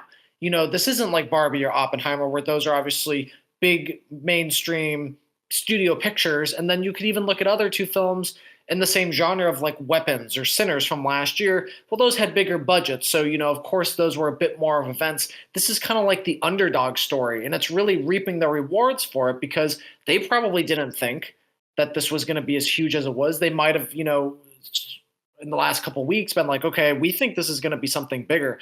But I think the fact that, in terms of like the scares or whatever, that doesn't bother me, because I did yell in the theater at the first couple minutes. But the fact that has like such great production design. That's what really makes me want to go see this in the theater. I didn't want to wait to see this on a smaller screen because it's so vast. And I think that that is something that is really drawing people. It's the atmosphere. I think people really want that when it comes to this genre. Is they want a cool and distinct atmosphere. And I can't think of many movies over the last long time that have such a distinct tone that this brings. Yeah, it's really exists in a category of its own for this type of horror storytelling. Especially, I guess the closest might be Skinamarink, but even then, this still feels extremely different in that regard. I like what you said about the atmosphere of the film because in a lot of ways, that's what makes the movie. Like, I love the scene when Chiwetel Ejiofor, he first discovers the back rooms, and it's like a 10-minute sequence of him just wandering around these hallways and just what's around the corner. And there was a part of me that was like, this is a little bit long. I think I kind of get the point, but in a way, Parsons, he's reveling in that indulgence in a good way. He wants to show it off and put you in a state of uncomfortableness, confusion, but also intrigue as well. Like, there's a reason why Chiwetel's character is so intrigued with the concept of the back room, just because his life in the real world is so just milquetoast and sad and lonely and full of regrets and insecurities. So the fact that he sees this is something that he almost is free of that sense of responsibility and guilt. It's like just all here, and that is what's intriguing to him. And we see that along every corner. Like, every room is different. It looks very distinct too, and it's just really impressive how the scope of it, kind of like we were saying with the theatrical experience, is you want to see it on the big screen, but it's not like a Christopher Nolan movie where there's this big sweeping shot of like cityscapes or using the IMAX cameras to show buildings explode or anything. It's just a bunch of empty hallways, and it all looks very similar, but that's intriguing because we don't really see that anywhere besides a movie or I guess a video game of some sort. So to see it, especially with the laser projection and the good sound system too, it's very much enticing those audiences to see it in the theater. It's like, oh, I don't want to wait to pirate this at home. I want to go spend money to see it in the theater because it deserves that in that way. It's almost, that's sort of the call to that generation where they're so used to just waiting for stuff to come on Netflix or on streaming and watch it there. It's like, no, let's make an experience out of this. Yeah, it's very cool. I mean, I think it's the best way to get this generation to the movie theater, because these ideas like are very intriguing, and it's like, yeah, you're not. I mean, of course, we want to see like blockbusters like Disclosure Day do successful, which I guess I'm not worked at the numbers, but I think it is. But it is. But it is awesome just to see like new voices enter the mainstream like this. And it's something that, and it's worth seeing. Like, it certainly is. I mean, I think like the crowd the crowd I was with was very active. They really enjoyed it. And yeah, it's like this is what you want out of the cinema. And that's like one thing I had a big takeaway with.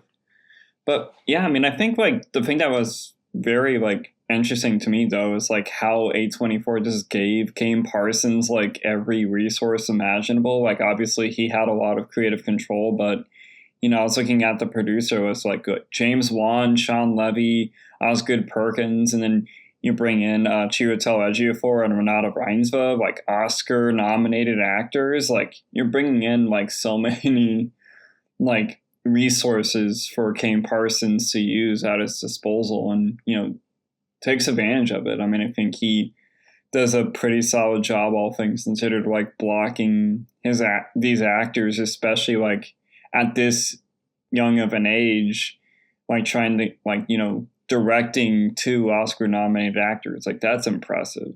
I don't think I've ever seen a director like this in a debut film, no less, like do something like that. I'm pretty sure obviously there's been debut directors that have worked with like Oscar nominated and very well revered actors, but I don't think I've ever seen it where it's like you're basically seeing a new voice like alongside voices that have like been in the industry for quite some time. So it's awesome just to see all that unfold. He's had quite the mentorship. Yeah. Yeah. Very much so. I mean, I guess I like the music too. I mean, it looks like Parsons also composed the score along with Ido Van Bremen. I think that's how you pronounce it. Like it's very lo-fi, but it keeps that foreboding tone that that obviously Parsons was going for. And yeah, I think it's rather excellent. I mean, it feels very enticing and intriguing that way. So, but yeah, I mean, I guess like I guess if there was like one thing I wanted to see out of this film, and I guess like we could sort of jump into spoilers. So if you don't want to be spoiled for Backrooms, keep in mind I think we all can agree it is like a very good movie. But as we dive into spoilers, if you don't want to get spoiled, skip to the next time code so you don't get, spoiled for whatever. Very redundant. But I guess like the one thing that I do wish, so the whole idea of this sort of Captain Jack character, sort of, I believe that's what it's supposed to be, Pirate Kark or whatever. I like that idea. Especially bringing in Robert Brzezinski. He sort of did the model work for Alien Romulus. Which, I guess a former basketball sort of taking advantage of like these type of horror movie roles is very interesting. Like I do like that idea, but I do sort of wish, and I was talking to a friend about it, that we could have maybe seen sort of the same, sort of like a different type of being for Renata Reinsve's character. I thought it was like sort of trying to build to like her deceased mother being sort of that type of being, but which would have been really interesting, but I kind of feel like that might have been a little bit of missed opportunity for me. Because most part, like, despite like the performances being pretty good, all things considered, and the characters are easy to latch on to, I do kind of wish there was a little bit more characterization, oddly enough, and I kind of felt like that would have been a good opportunity to sort of explore that characterization, at least with Renata Reinsve's character. Just because I feel it kind of felt like they were hinting at it, but they didn't necessarily build to it. Maybe they'll do it for the sequel, who knows? But I kind of think that was a little missed opportunity there. Yeah, that was probably one of my biggest issues with the film was how, when I was talking about the characterization in some cases, it's more what kind of confused me, and maybe you guys could fill me in if I just missed something. Like, I didn't really understand why she felt so invested into finding her client, because basically Renata Reinsve's role in the movie is that she's a therapist basically, and helping Chiwetel Ejiofor deal with his sort of past experiences and his own regrets too. And it's implied that they don't necessarily even have the best relationship too, even as like a therapist and client. So when he disappears and then she feels compelled to go and find him, it more just felt like it was a little forced, because like, oh, we need to have her do something. And of course they do hint at her trauma too when she was a little girl as well. But then I don't know, just the way it built up to her going into the Backrooms trying to find Clark, it just kind of, it felt very much like, oh, it's hitting that point in the movie where she needs to take on more of a role too. Because for most of the movie, she's really not in it, especially in the first two acts. It's more focused on Clark and him exploring the Backrooms and everything. But then she sort of becomes the main character that we sort of follow. So I don't know. I just felt like that part of the film, when it just seemed like she had to find him, was kind of confusing, because they don't hint at any sort of romance either. If they were a couple, that would make more sense. But I don't know. It didn't read right to me. I think that kind of ties more into my biggest criticism of the film, was that there were some aspects where I was like, well, what's the timeline of this? I wasn't really sure. Maybe it's something like yeah. that. But I was just kind of like, well, how long is like, it's very specific, but it's like this guy finds the Backrooms. He comes in kind of ranting and raving. She doesn't take him seriously. He leaves and then he's gone. And obviously we follow him and we know that, some bad stuff goes down. And then it kind of just jumps forward. Is it a day? Is it a week? Is it a month? I feel like that's where I wanted a bit more clarification because it's like those minor things. And I get it. Oh, well, the Backrooms time doesn't really make any sense. But it was just those things where I was like, I saw a couple of those and I was like, I'm willing to overlook them because I don't think they're the biggest of deals. But then when we do get her into there, I think I like the idea of switching protagonists. I think that that's really cool and a way to subvert expectations.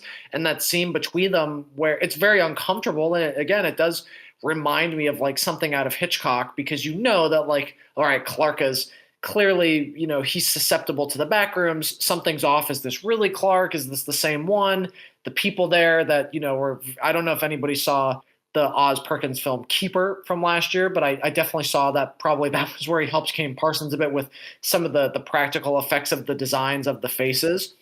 So I thought that was really great because it was keeping me on the edge of my seat. It did linger on for a bit, but once that Captain Clark pirate thing came in, I was just, that felt like such an intense chase film. It was very unsettling. And, some people could make the argument of like, oh, well, we see so much of it. It's kind of goofy and it kind of takes away because when you look at the quote unquote creature from the found footage backrooms, it's like, well, you don't really know what that is. It's kind of like a computer with like a long gangly head and body or whatever. But the fact that they changed this up, at first I was kind of like, I'm not really sure what this is. It's kind of silly. But the more I thought about it and the more I'll see like pictures of it now on like my Instagram feed or whatever, I'm like, that's really unsettling. And so I don't know. I think they just really hit on something special by doing something like that.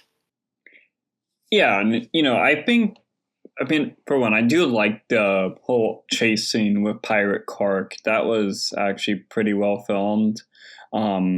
And I like how we got to sort of see a little more of the back rooms. Like we get to see her wander through these neighborhoods, more of the memory of the convenience store or whatever. Like it's very well done, and just how like it presents the backrooms as sort of it's like processing your inner traumas and memories in some cases. And so in that case, it's like processing sort of Clark's memories, but it's sort of those memories are getting projected onto Mary in some cases. So I really do enjoy that like whole chase scene. It just really builds so much character for this whole location. But yeah, it's like, there should have just at least been a way to sort of feel more latched on to with these characters. And because I feel like they're obviously much more of like these sort of blank slates in some cases where they have things going on and they do. And yeah, I don't know if like blank slate is the right term because they do have interpersonal traumas that are affecting them. But I guess I kind of wish we would have saw a little bit more of that. Because it kind of felt like it was trying to lead into something that we wanted to see while also still maintaining the ambiguity of this location. Because I know, like, there's people that have been complaining where it's like, oh, they're explaining too much. They're ruining the whole idea of backrooms. But I feel like they're explaining enough. But it feels like Kane Parsons wants to explain more, but he also wants to keep that ambiguity, which I think is something that ambiguity is what attracts people. It's like what is lurking behind the corner, like what's going to happen in this space. And so I feel like I kind of felt like it was wanting to answer that question, but just couldn't. And that's kind of basically what I feel like it's Pitfall. So, yeah. What you say about the film explaining stuff too, because I don't think the film necessarily over explains it, but kind of what I found scary about the Backroom short was just how literally nothing was explained. And that in and of itself made it so terrifying. And obviously, considering this is a feature-length film, I don't think you could make it where you don't explain anything and have that be a success. Like, I think if you did, the average movie-going audience would probably hate this film. So I understand that certain things had to be compromised in that way. But I think that's why, at least in my personal opinion, I think the concept of Backrooms worked better when it was a short rather than a feature. And even if you did have to explain it, just the fact that with the characterization too, it did just feel a bit weak. I do like Clark's character and sort of the dilemma he has to go through, and then when he gets absorbed into the Backrooms, it's almost like Jack Nicholson in The Shining, almost, where he becomes a part of the environment itself, and that transformation is, for the film's sake, definitely probably one of the scarier parts too. But I don't know, I just think the idea that this whole concept of the Backrooms was about the unexplained, even going back to the original creepypasta image, you're just going through your head like you have no context of when it was taken, where it is in the world, what the environment is, and it's just there's so many questions that run through your head just through one image alone. And even with the little bit that they explain here, it does not ruin the mystery, but it sort of depletes it in some way, where it's like, oh, when you really break it down and try to explain it, it's not really that scary. It's like if you had a comedian explain his entire joke routine, it sort of diminishes the power of the joke in that way. And that's what was a little bit frustrating in that regard, at least in my opinion. It's still, but I do recognize that that is sort of the sacrifice you have to make when adapting something like that into a feature film. I do think there's a lot of room to explore with what they can do with sequels. I mean, Kane Parsons says he sees this more as like a TV show than he does as a film. So I am curious as to what that would look like. And I can have my own theories of what I would suspect or what I would do. But I do think there's a lot, as long as like they're doing it right. That's what makes it more interesting to me, because I don't mind getting answers. I think there's a lot of room to play with what they can say Backrooms is and like what it, I mean, you know, we can look at the themes of like what it means, but like what it literally is now that Kane Parsons has a budget and like a big studio and talent behind it. I think the sandbox is so much bigger for him to expand the lore of this. Then again, at the same time, maybe it is one of those things where it's like, well, that whole like DIY style is what made it so cool, is that you don't know. So it's kind of, you know, we'll have to see as time goes on. I'm sure they're fast tracking a sequel as quick as they can, but I do want to see what they can do. I want to see what they can say of like, you know, how expansive. I'm not saying they need to launch a Backrooms cinematic universe, but I just want more of like what this can bring, because I do, you know, horror is obviously outside of the last month or whatever, horror has been huge, you know, the last decade or whatever. And so I think this is definitely in the upper echelon of ones that I'm like, I want more of this. I want to see what it has to say and what it can do for the genre and how it can elevate it. Yeah, and back to like his whole idea of like, you know, what he wants to do with it. I could see this sort of being like an anthology series or whatever, sort of on the same line as like Fargo, the show, because I think you have a lot of ideas you could certainly do with this type of concept and tone, and just see how like what type of characters you could put in these rooms. Because, you know, obviously like the whole idea, I always felt when I'm interpreting Backrooms is sort of just like as a place where that is sort of processing your worst traumas and having those traumas come to light just in the worst of places. And you know, obviously it's still liminal space. You want to see what's lurking behind the corner, but what could be lurking behind the corner is something that you fear most. And so I do like the idea of like potentially using different types of characters and putting them in a place like this and just seeing how they react to all these things coming to light. It's sort of like a Twilight Zone-esque sort of idea. So I do think Kane Parsons has a lot to work with and a lot to build upon with this whole concept in either film form or TV form. I certainly think he could do it, especially with the fact that this film is rather successful and right now, and you know, the people love it. It's really amazing just seeing how everybody's just going out to see a horror movie in theaters on opening night. Like that is something I never thought I would see like in this decade. It's impressive. Well, and one that's also good too. It's not like, I don't know, some random Blumhouse crap. Yeah. Infinity Pool. Oh, Infinity Pool. That wasn't that bad, Infinity Pool. Like, wasn't it like the one where it's like they were getting trapped in the swimming pool, or like the one with the teddy Oh, bear? Night Swim. oh, Night Swim is what Night you're Swim. talking I don't about. know why I said Infinity Pool. Infinity Pool is the Brandon Cronenberg one, which was Okay, yeah. decent. Okay, yeah. So I've not seen that one, but like Night Pool or whatever, or the teddy bear one. Like, yeah, but just make normal things scary. This is how you make normal things scary, you know? exactly. You're gonna be afraid to swim. Yeah, Excuse me, Jaws did that. yeah. Piranha did. But any other thoughts on Backrooms at all, or? I do think it should probably get a production design nomination. I can't see how it wouldn't. That was the I think it has a chance. Yeah. It I don't definitely know. does. Obviously we got to wait because there's the Odyssey and Dune 3, but I mean it was really impressive for something that was so limited in a sense, because it's just for the most part four walls and flooring and roof or whatever, and there's decorations throughout, but I mean just how expansive it was, and the joke about the crew members getting lost. I can't imagine a world where it doesn't get recognized and for production design. It was really top notch stuff. Oh yeah, it's gotta. I mean, it's different from like what The Shining, where they filmed that at the Overlook in Oregon.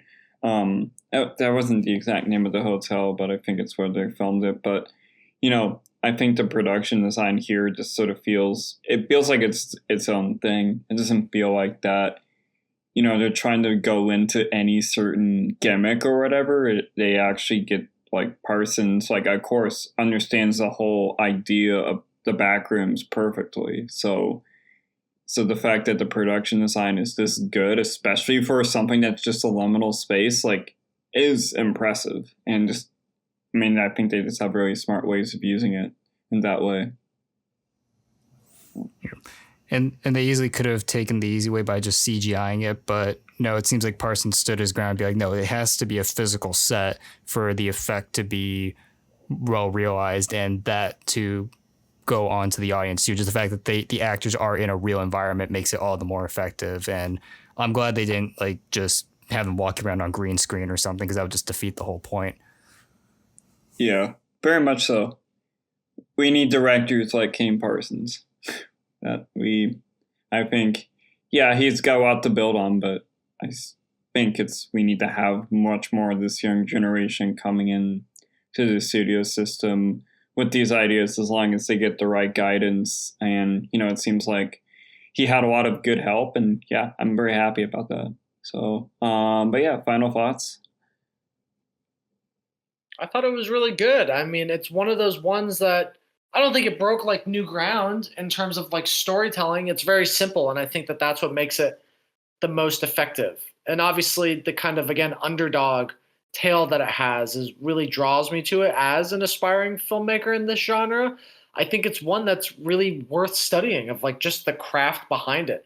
Kane Parsons had so much support from some of the greatest minds and the greatest talent in front of the camera. I mean, Chiwetel Ejiofor is literally one of the most prolific actors working today, and he gave such a great performance. So I want to see what Kane Parsons has to do next. And even if it is a Backroom sequel, knowing that he is, relatively speaking, the mind behind this entire lore, I just want to see what he has to say. I think he really has a bright future. And if this is, anything, I think with more of a budget, which might not solve everything, but just, keep giving him, like, let's see what this kid has to say, because the way he directs the actors, for the most part, the storytelling capabilities, but really it's the eye he has. I think this was kind of, I hope it's not lightning in a bottle. I hope that this is a franchise or an IP that they can keep really putting quality into. I hope that they can look at this and be like, okay, for what this was, which is a relatively, again, simple first film,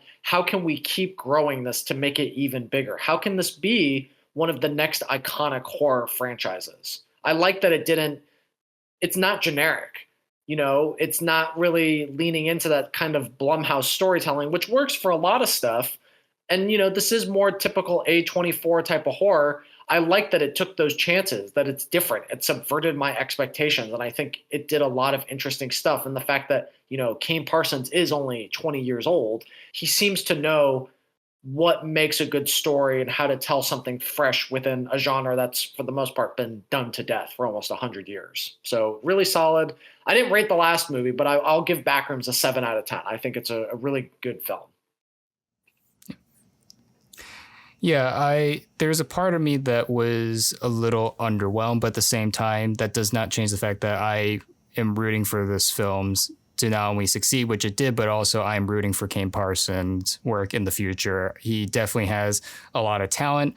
And as a first film, despite its faults with really more the script, so it really wasn't on Parsons' end. It was the script that was, I think, a little lacking. But it's just the fact that seeing someone this young have such a clear idea of what he wanted to do in this film is really impressive and really inspiring too. And I do look forward to seeing what else he does, whether it be Backrooms related or something else. But just the fact that I think Orson, you described the film as somewhat simplistic, but I actually think the film overall was fairly ambitious, especially for a first film, and working within limitations but delivering a sense of scope was really impressive. It's really just a lot of the problems I have are more just personal opinionated stuff, like with the scares, but also too, characterization could have used some work. Certain narrative decisions could have, I think, been a bit more tightened or fleshed out a bit more. So, but overall, it was a good time, and I'm glad that this film was the success that it was. So I'm going to give it a 6 out of 10, and it's on the higher end. So yeah, it was close to a 7. Yeah, I think I give it a 7. I mean, it certainly has issues, and I think there's a lot that Kane Parsons can do to build off of this idea. But yeah, otherwise, I mean, it's really impressive just for a first feature. I mean, especially like having such a big studio like A24 backing it, and, bringing in a lot of talent that, really worked in this film, just really makes me forgive its flaws. I think the production design is really excellent. The whole tone of it is very foreboding and very existential dread-like. I really enjoy how the sequence of events unfold. It certainly has a lot of script issues, and I feel like there could have been a little bit more of a structure. I mean, I understand being a little loose with it, but I think there could have been ways to sort of try to improve it. But it's hard not to be impressed with what Kane Parsons did here. And yeah, I mean, here's to hoping we get more good Kane Parsons stuff, whether it's Backrooms or something else. So, but yeah, 7 out of 10. So, all right. We have our recommendation. Orson, you could just go ahead and give the blurb. Yeah, so I figured that Close Encounters of the Third Kind would be a really fun film to talk about and kind of, compare it to Disclosure Day, seeing, Steven Spielberg's, I know he had done another film, I think that's never been released. It's called Fireflight or something. That was his first alien movie, but this was really his first mainstream actually released alien film. And obviously we were not alive when this film came out, but it had such a huge cultural impact. And so it's been interesting to see. It's, I think, celebrating its 50-year anniversary next year. And given that Disclosure Days come out, and there were, a lot of, theories that how is it going to connect? And, spoilers, it did not, which is fine. It doesn't need to. But I think, it would be interesting to talk about how Spielberg's career has grown over the last 50 years with looking at, what Close Encounters was trying to say from a young, up and coming filmmaker, and now Disclosure Day, which is a more, literally seasoned pro, and how there's similarities and differences. This was not, truth be told, a Spielberg film I grew up with in terms of it being one of his main marquee ones. I only actually saw it, I think it was after Nope came out, because I remember Jordan Peele talked about how this was a big inspiration for him while making that film. And so after I'd seen it, I went and watched it. And it had been a while. It's been many years. And so being able to sit down and rewatch, there were a lot of things that I noticed about it. And we'll talk about it, but we can't deny just the craft I mean, obviously, it's been there the entire time with Spielberg, but seeing how he's coming off of Jaws, which he wanted to make this first before he made Jaws, but the studios were like, no way. And so finally, once he was able to like kind of secure that trust in them, just being able to see what he can do with more of a budget and making this kind of epic alien, but also character family drama. It's just it's such a magnificent film. It really is. And so I'm curious to hear your guys' thoughts. Yeah, in a similar boat to yours, and this was one Spielberg film that I didn't see when I was younger. I saw this film for the first time in high school, and I remember when I first saw it, I did enjoy it, but I could tell something was definitely different about it. This was not the like the fun type. Well, when I say fun, I mean like the more pure entertainment Spielberg. It wasn't like Jaws where it was just thrill a minute, or it wasn't like E.T. where it was more kiddie, or like Raiders where it's just all adventure. This one was slower. It was more dramatic, even though it had the sense of wonder and whimsy that Spielberg brought to the table early on. So for years, I didn't have any, I guess, disdain for Close Encounters, but it was one that I never rewatched again. I only saw it that one time in high school. But actually earlier this year, I got the chance to see this on a 70 millimeter print because recently they did a big restoration and they made prints for it. So I saw it actually on Daniel's recommendation to check it out again. And I hadn't seen the film in years, and I grew a lot more appreciation for it. I think just because of being more familiar with Spielberg's filmography, and also just from the fact that when I saw it as a late teenager to now being an adult, I appreciate just how personal and human the film is. And at its core, Close Encounters I would consider a human drama, despite it dealing with science fiction and big effects. And it was a blockbuster hit too. It grossed a lot of money and was coming off of the heels of Star Wars as well. But it really is about the characters and how it's about this sense of whimsy and wonder and just that need for childhood escapism. But it also comes at like this cost of sacrificing everything else in the process. And to see that from Spielberg at a young age too really shows not only the potential he would later go on to have, but also just the fact that he was very, he was, I say the word confident a lot, but this is a confident film to make when he was like, what, 30 or 31, coming off the success of Jaws. It is an interesting pivot, and it goes to show that, oh, Spielberg really can do anything. He can do this intense shark attack movie, but also really get into the human personal side of characters exploring something extraordinary. And I also really love the setting too. It's a very Midwestern movie too. Just these ordinary people discovering something so spectacular and wondrous. And I think what also made me appreciate the film more too on a second watch as I got older was the fact that watching this in a post-Fableman's lens, it really goes to show like, oh, Spielberg had a lot of his own personal experiences injected into this film, probably because he wrote it, but the stuff that goes on with like the family life of Richard Dreyfuss's character, especially just the disconnect that he's having with his family once discovering the UFO as well. It really hits home in certain ways. And there's some moments in the film that are still among Spielberg's best, like certain scenes. The cinematography is outstanding. The John Williams score is fantastic too. So yeah, overall, I really, really like this movie. And I still wouldn't say it's one of my favorite Spielbergs, but I definitely like it a lot more now than I did when I was younger. Yeah, so this film actually really, really hits me deeply. So like, growing up, my parents divorced when I was like 10 years old. And, I have like different ways of coping with traumas. And, it's always been that way since I've been very young. And film was one of them.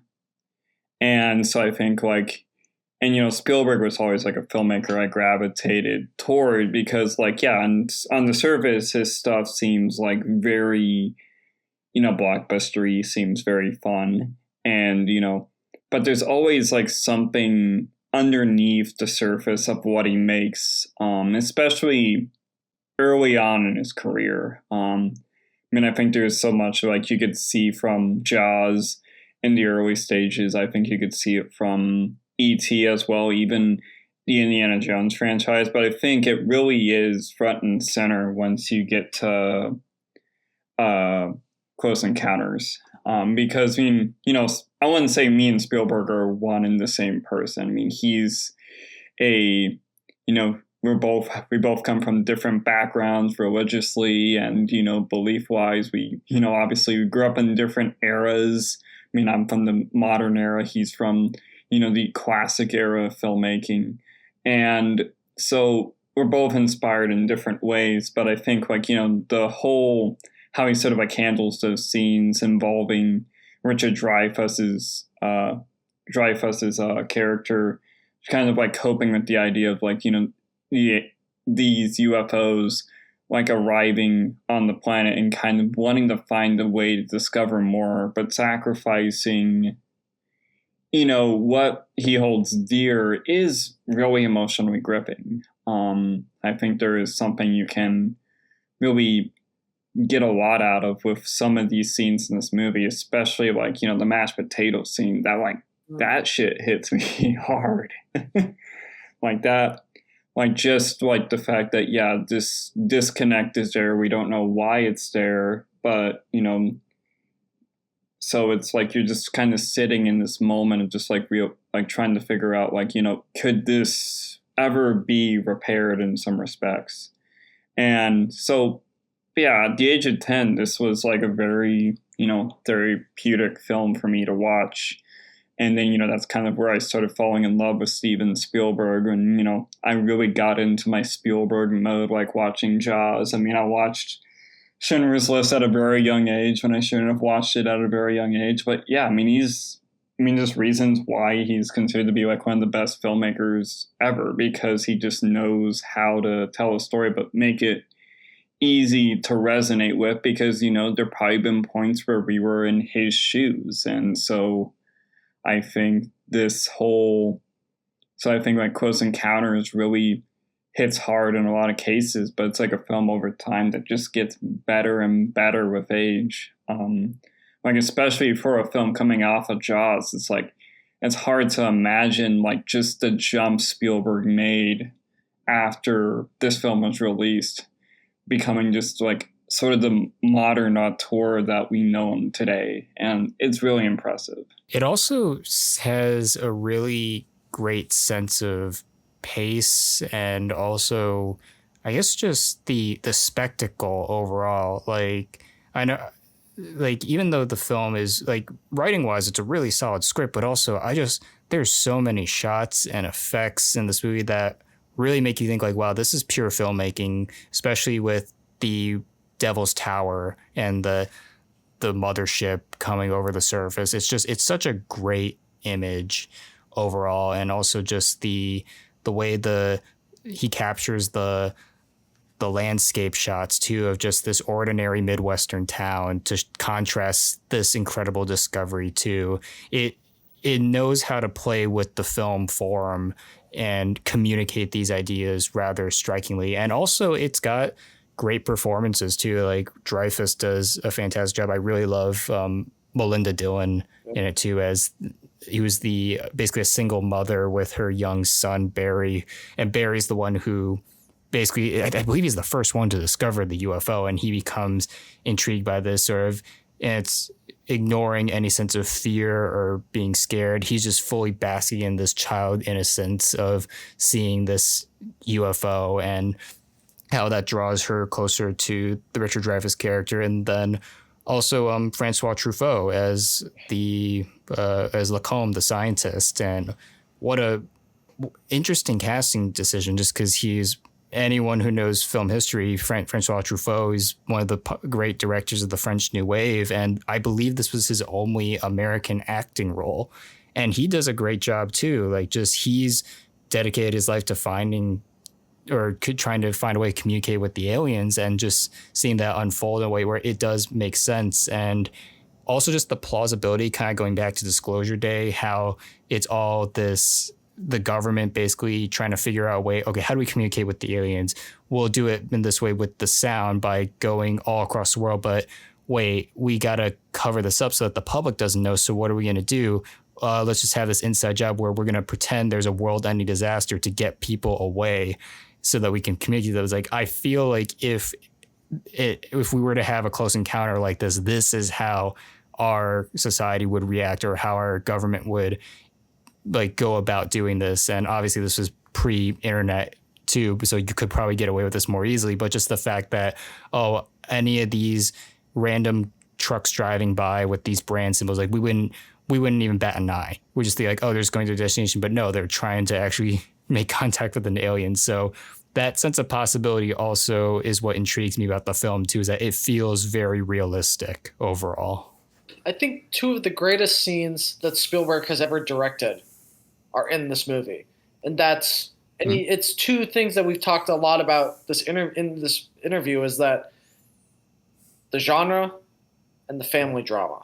The genre, when, the entire sequence with Melinda Dillon and her son, that is straight out of a horror movie, which is interesting because, he's coming off Jaws or whatever. But this film is, for the most part, not a horror movie whatsoever. It's very Spielbergian. Jaws is kind of an outlier because, that is, for the most part, a straight up creature feature horror film. This is a very, nuanced, feel good type of movie in many ways. The reveal of that the aliens are not monsters like they are in War of the Worlds, where they are this very destructive presence. The aliens here are very, Spielbergian. There's a very whimsical gee whiz type of aspect to it. They're playing a song, that's for the most part very silly. And maybe that hadn't necessarily been done at the time, but, now looking back, almost 50 years later, you can kind of be like, okay, well, that's just of the time. But that whole entire sequence where they're in the house, that is ripped right out of a horror movie. It's very terrifying. Each time I watch it, I'm like, I don't know how he did it. I mean, he really did such a great job with it. But then the other great scene is when Richard Dreyfuss has his neighborhood freak out.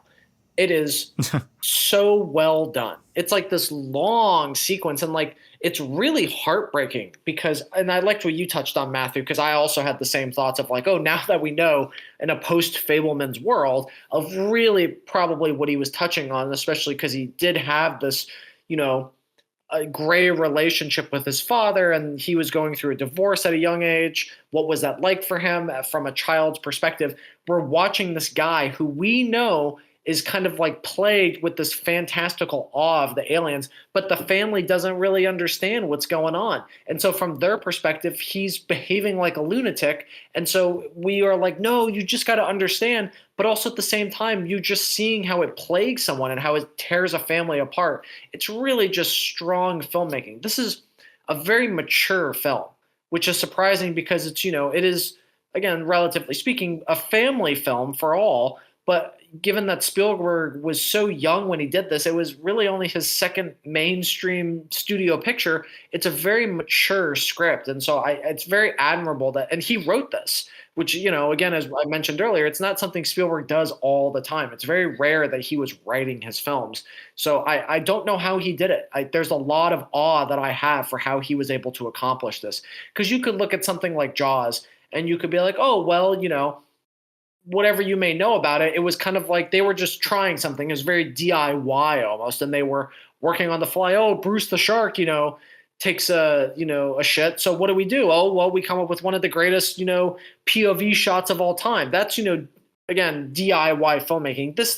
There was more of an elevatedness to it. And so there's less room for failure. And I think Spielberg really stepped up his game in such a short amount of time. And it's very impressive. Oh yeah, and it's it's insane going from Jaws to this and just realizing how much he is upped it in just terms of the scale of everything. Because I mean, especially the build up at the beginning, where it's once the aliens are coming into town, we're sort of being put in the shoes of all these characters, Melinda Dillon's character and Dreyfuss's character, where, we're just going along with the normal day, talking about going to see Pinocchio later, but then all of a sudden, just these weird things just keep happening. And it's it's all of a sudden just everything just comes to a standstill. And it's not just necessarily like and how he's like blocking these actors, but it's like how he's using the film editing and the sound design and just how he's sort of building that atmosphere. This was like his first collaboration with Michael Kahn, who I think up until Disclosure Day, which I mentioned earlier, has like edited like all Steven Spielberg's films. And he knows how to use those quick cuts and just build that sequence to make it feel like that you're in the shoes of these characters, just trying to like process all this tension. And it's really, really impressive just from an editing standpoint. Like, I don't think this is like probably one of the best edited films I've like seen from any Spielberg film. It's that impressive. And this is coming from a guy who has like over 150 films under his belt. So it's really, really insane just how well everything's just so sequenced. And from an editing standpoint, it sort of feels like Walter Murch inspired in some cases, which is funny because Walter Murch came from the same era. But it's really awesome in this how that buildup is just made. But I think it's like the family drama, like it's just gripping just because like obviously Spielberg understands it more than understands it. And it's like you're trying to sort of process what you're just seeing, but also in the process of like, trying to figure all that out and finding the answers, you're sort of not answering the question about how this is affecting everybody around you. And I think Richard Dreyfuss, like, I think he's a very underappreciated actor, and this is probably like one of his best performances. Like he clearly brings a lot of like curiosity to this character, but he also brings in like this level of just like lunacy in some cases where you kind of see how his whole mind works. Like there's this one scene, like it was before like the family leaves, where he is like he accidentally like breaks the mountain on the train set. And there's like this one smartly edited moment where they had the Looney Tunes cartoon going on in the background of like Duck Dodgers or whatever. And it's like he tears it off, he looks at the mountain, and then all of a sudden you hear, then that's just the last straw. So like, like he comes to this realization that that's where they are, but it's also the last straw of what leads to this entire family dynamic just falling apart. Like that is such a good sequence and such a good scene, and this how Richard Dreyfuss is able to portray that level of emotion. It's like, I just figured out where they are, but I'm gonna have to like sacrifice my family in the process. Like that is a really, really gripping. That is a really great scene.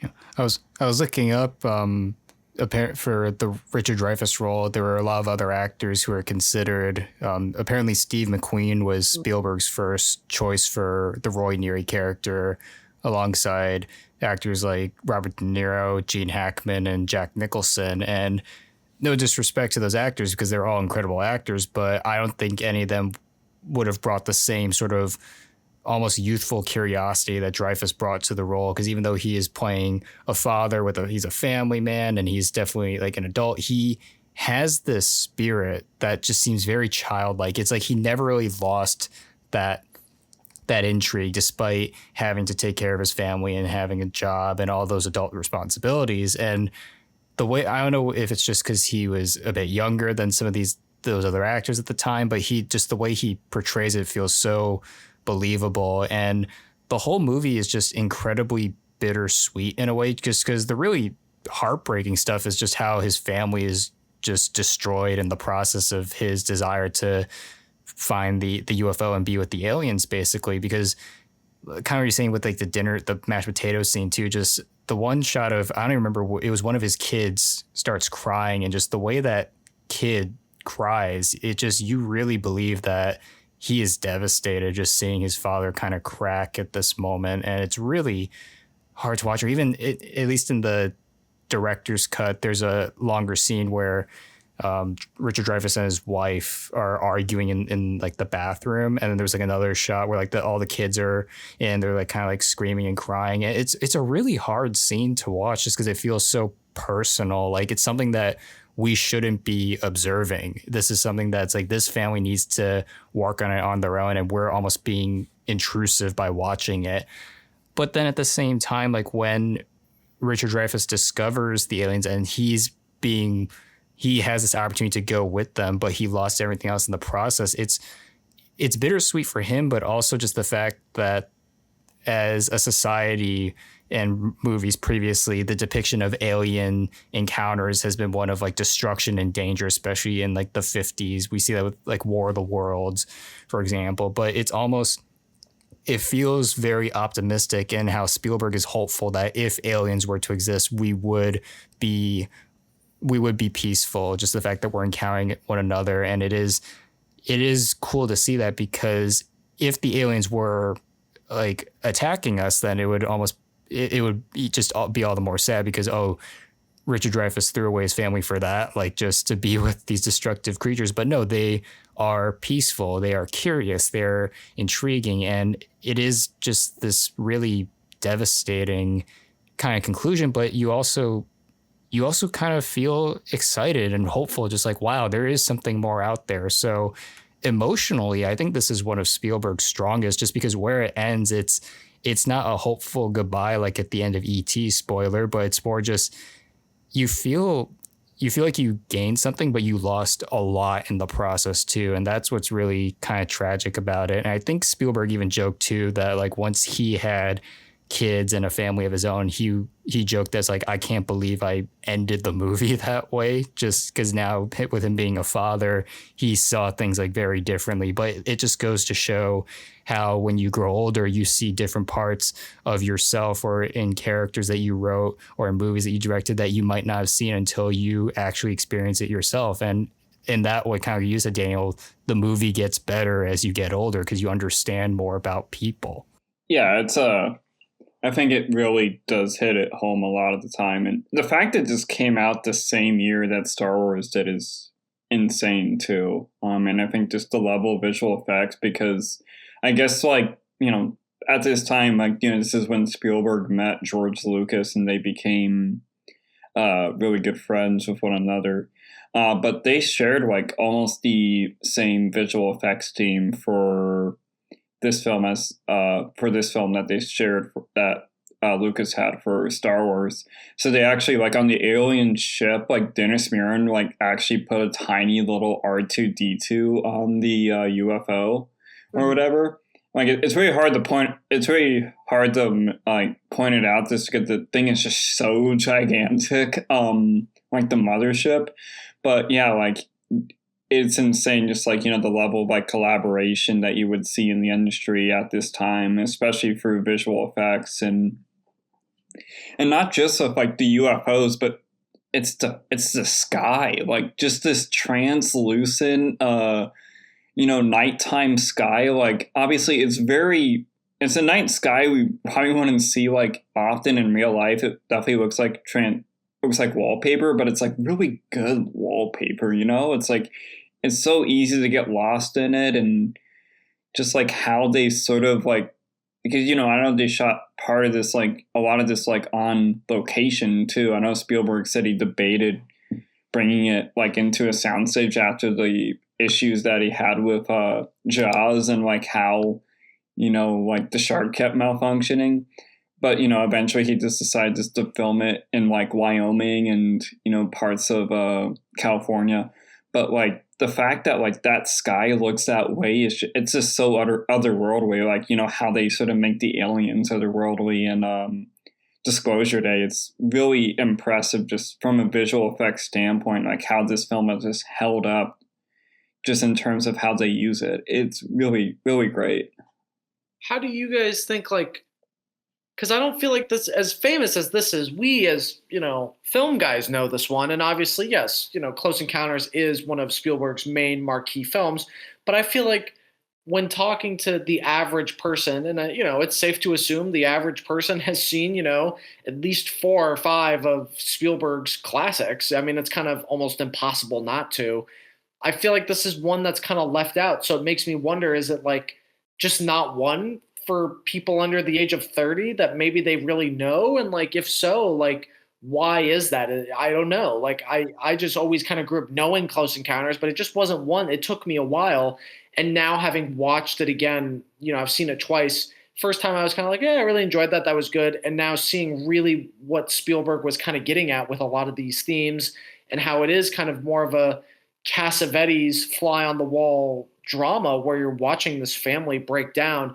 I do wonder like how it would stand with like more modern audiences watching it and what they can take away from it, because while it is comparable to Disclosure Day, it's very different. It's not an action film. It's not an espionage thriller the way Disclosure Day is. It is more of that, as fantastical and spectacle as it is that more character study. I think because it is a bit more dramatic and it is admittedly a bit more slower paced. Like I do think if I did have a bit of a issue with the film is that I do think the first act is a little on the slower side. Not that I was ever bored, but it slightly drags at points. But then once you get to the second act, like every scene just is a heavy hitter after that, and just it flies by.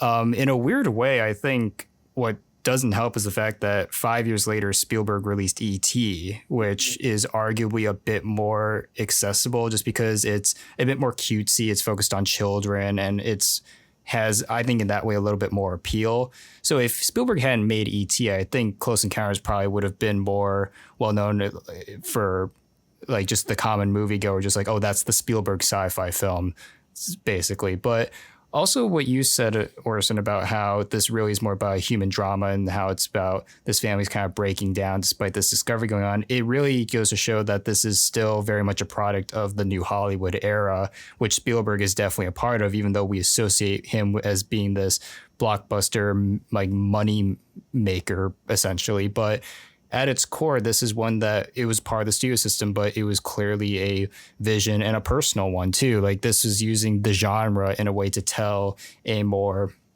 intimate story that realistically could happen anywhere, even if there weren't aliens present. Like it feels that believable. And I think for that reason, maybe some people could be I guess turned off by that because they hear Close Encounters, they hear it's about aliens. They might expect an action film like an Independence Day, but that's not at all what Spielberg was going for. And in a way, that restraint shows his strengths as a filmmaker because he didn't feel compelled to add action scenes or car chases or explosions or anything like that. It's really about the characters. And I think that also goes to show what I was saying about his confidence. He didn't feel the need to compromise. And I don't think the studio was necessarily telling him like, oh, can you add an action scene in here or not? But he was wise enough to know that the movie doesn't need it. It stands on its own as what it is. So I think for that reason, just because of the lack of consistent entertainment, maybe that's why it's not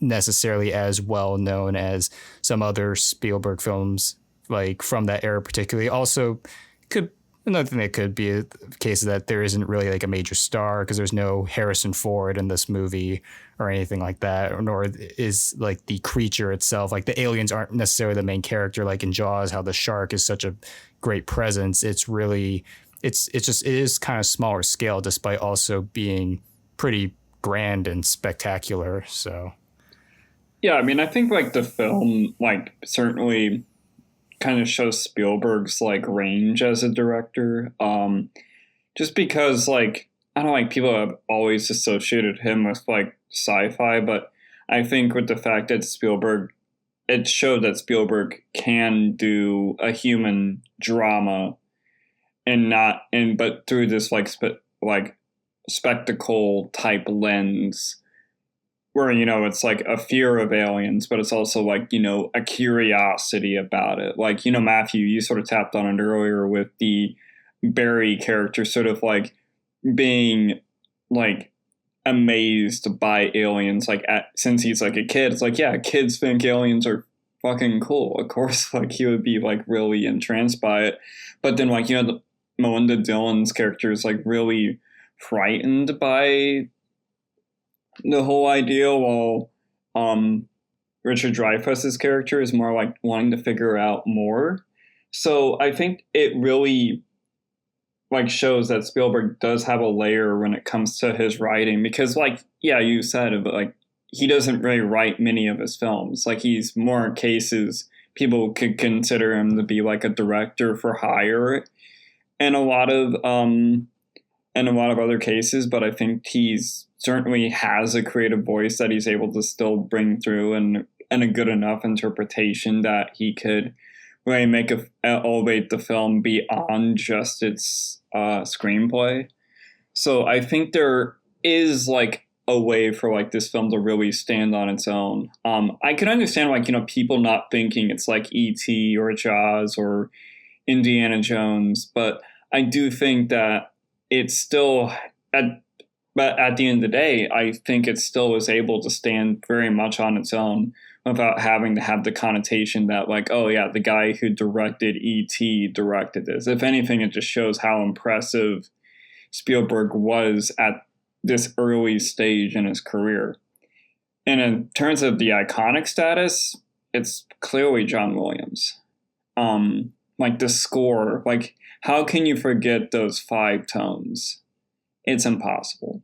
Whenever we think of like alien communication, that's what we think of. I think I have a cousin, sort of like, the last name being McGregor. We have like this family reunion, like where we go to Scotland like every 4 years to like meet cousins that I never knew I never had or whatever. And there was this guy who was like a former professor at Cambridge or whatever. He taught music theory or whatever. And the thing is, he said that music is such like a universal language that if aliens ever came to Earth, he could play one note and they would immediately understand that. And I think John Williams really understood the task. Because I think the music really motivates the film. And of course, outside of like, the whole like alien communication sequences of like, them playing the computer, not the computer, but the keyboard in front of the mothership and just watching them both communicate with one another and try to find ways to understand one another. It's also like the fact that it has a level of tension to it, like really good tension. I think it, like when it opens, it's like a very ominous chord.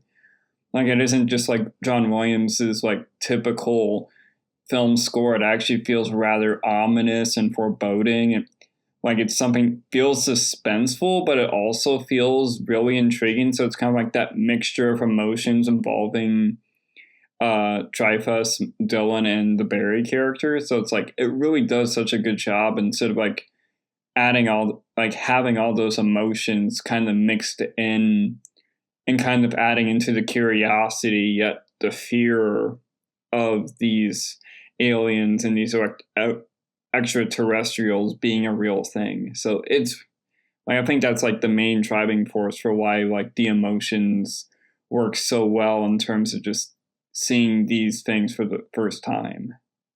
Yeah, I think with Williams' score, it has a very almost Disney-esque charm to it, just the way, especially in the alien communication scene or even the build up to some of the more intense ones, it almost sounds like something out of Fantasia, almost just the chord progression and just the types of instruments being used. I'm not really a music person, so the terminology is escaping me, but it carries a similar sense of childlike wonder and charm.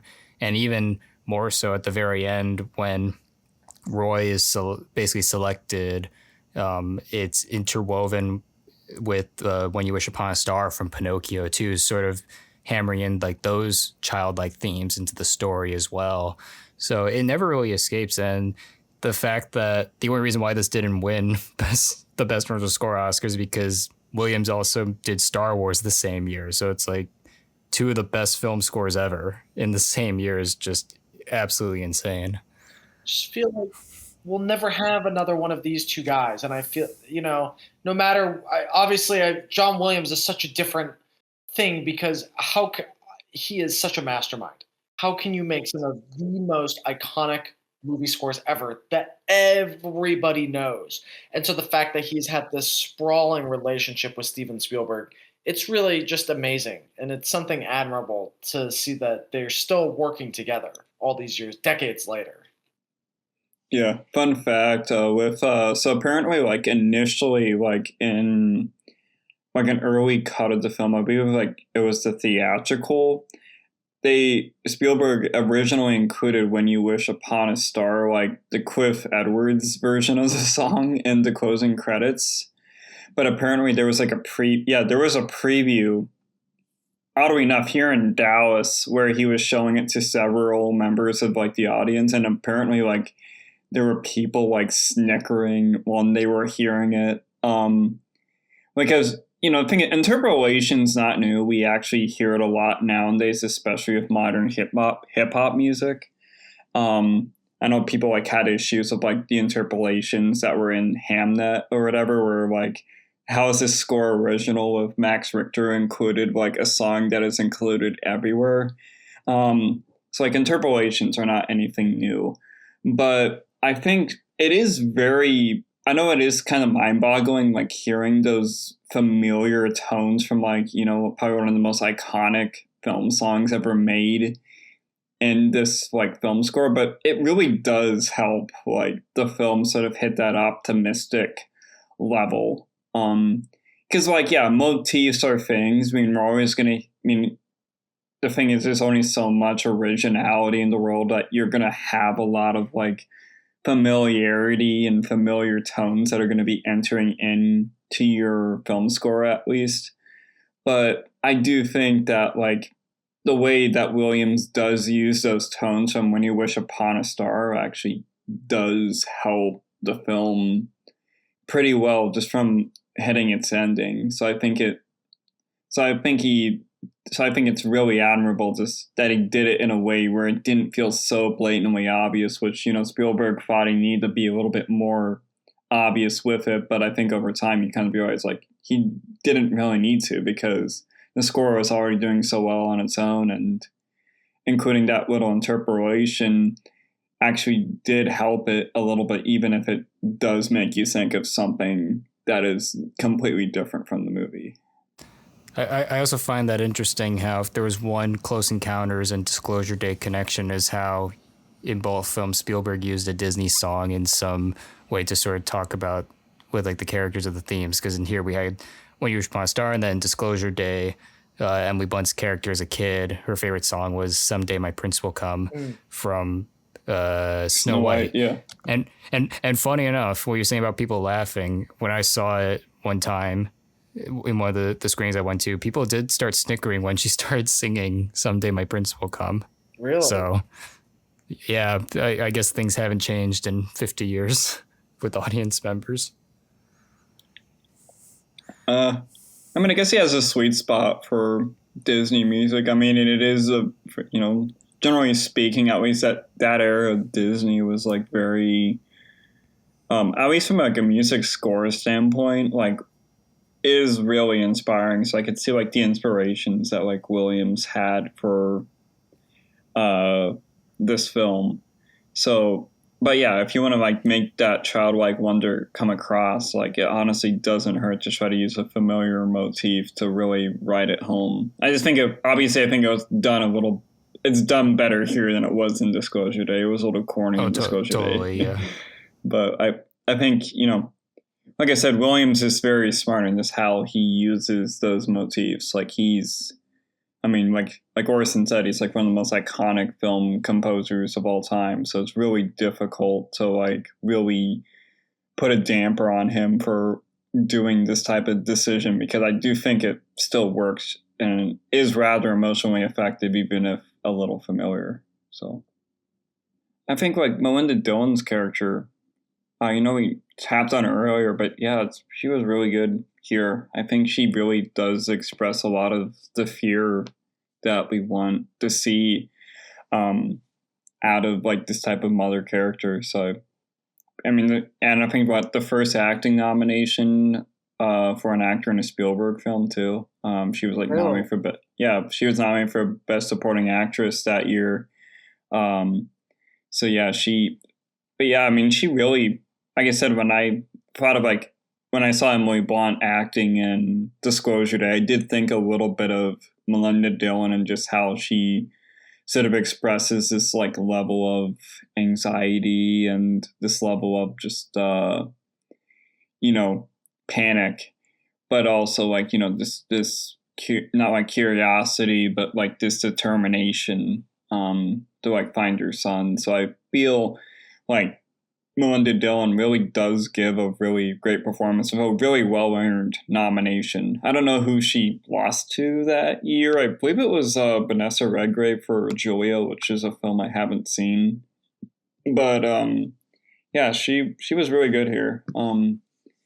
So I mean, really all the acting is really good here. Even Francois Truffaut like does a good job.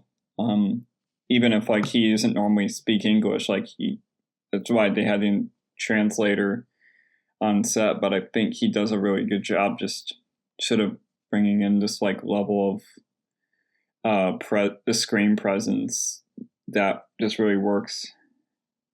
Well, you did say a couple minutes ago, Daniel, Spielberg really is an actor's director. I think he really knows how to get these, I don't want to call them raw performances, but we've really used this word a lot, but human performances. I think that's what he does so well. He just knows how to balance the more humanistic aspects against the grandiose, sprawling spectacle. And that's, I think, why he's been able to be as prolific as he's been outside of, okay, Indiana Jones or Jaws or whatever.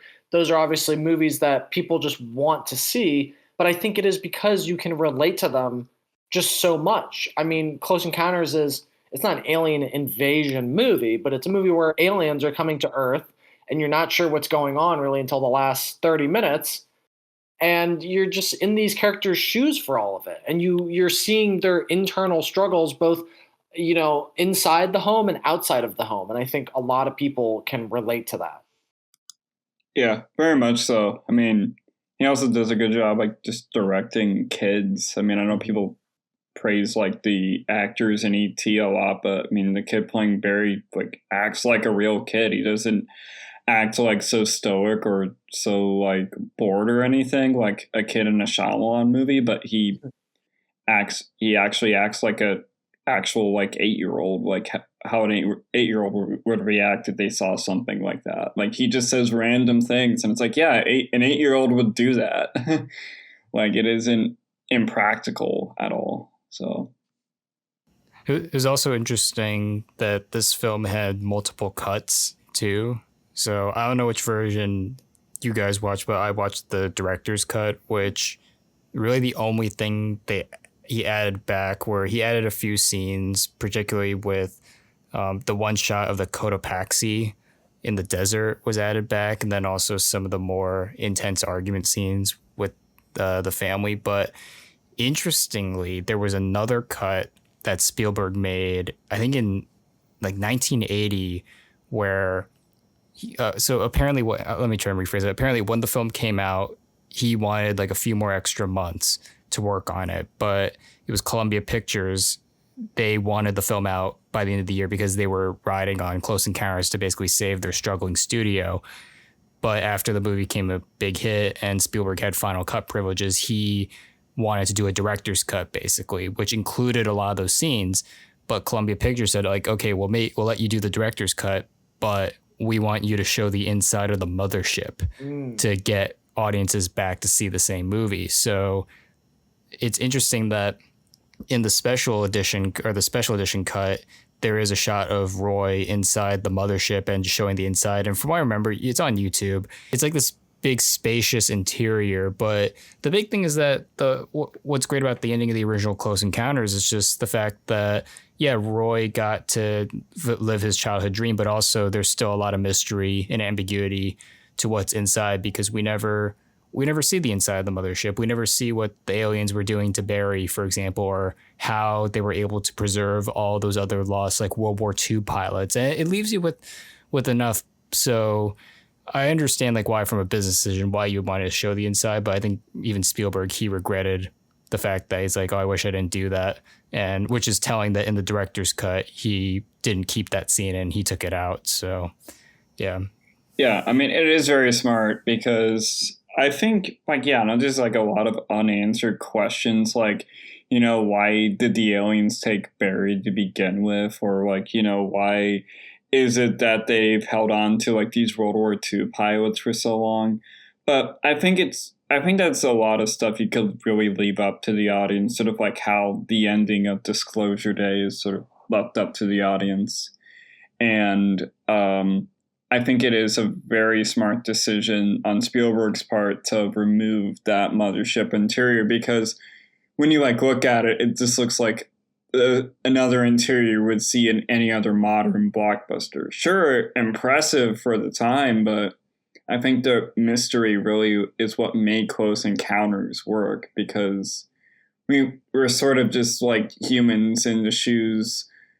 We're in the shoes of these human main characters. We're not seeing anything from an alien perspective. So I think just sort of the mystery of it is really what is fascinating about it. It's like, you know, how we never see E.T.'s ship in E.T. It's like in the inside of it, or get to see his other planet. You have to go to Universal Studios for that.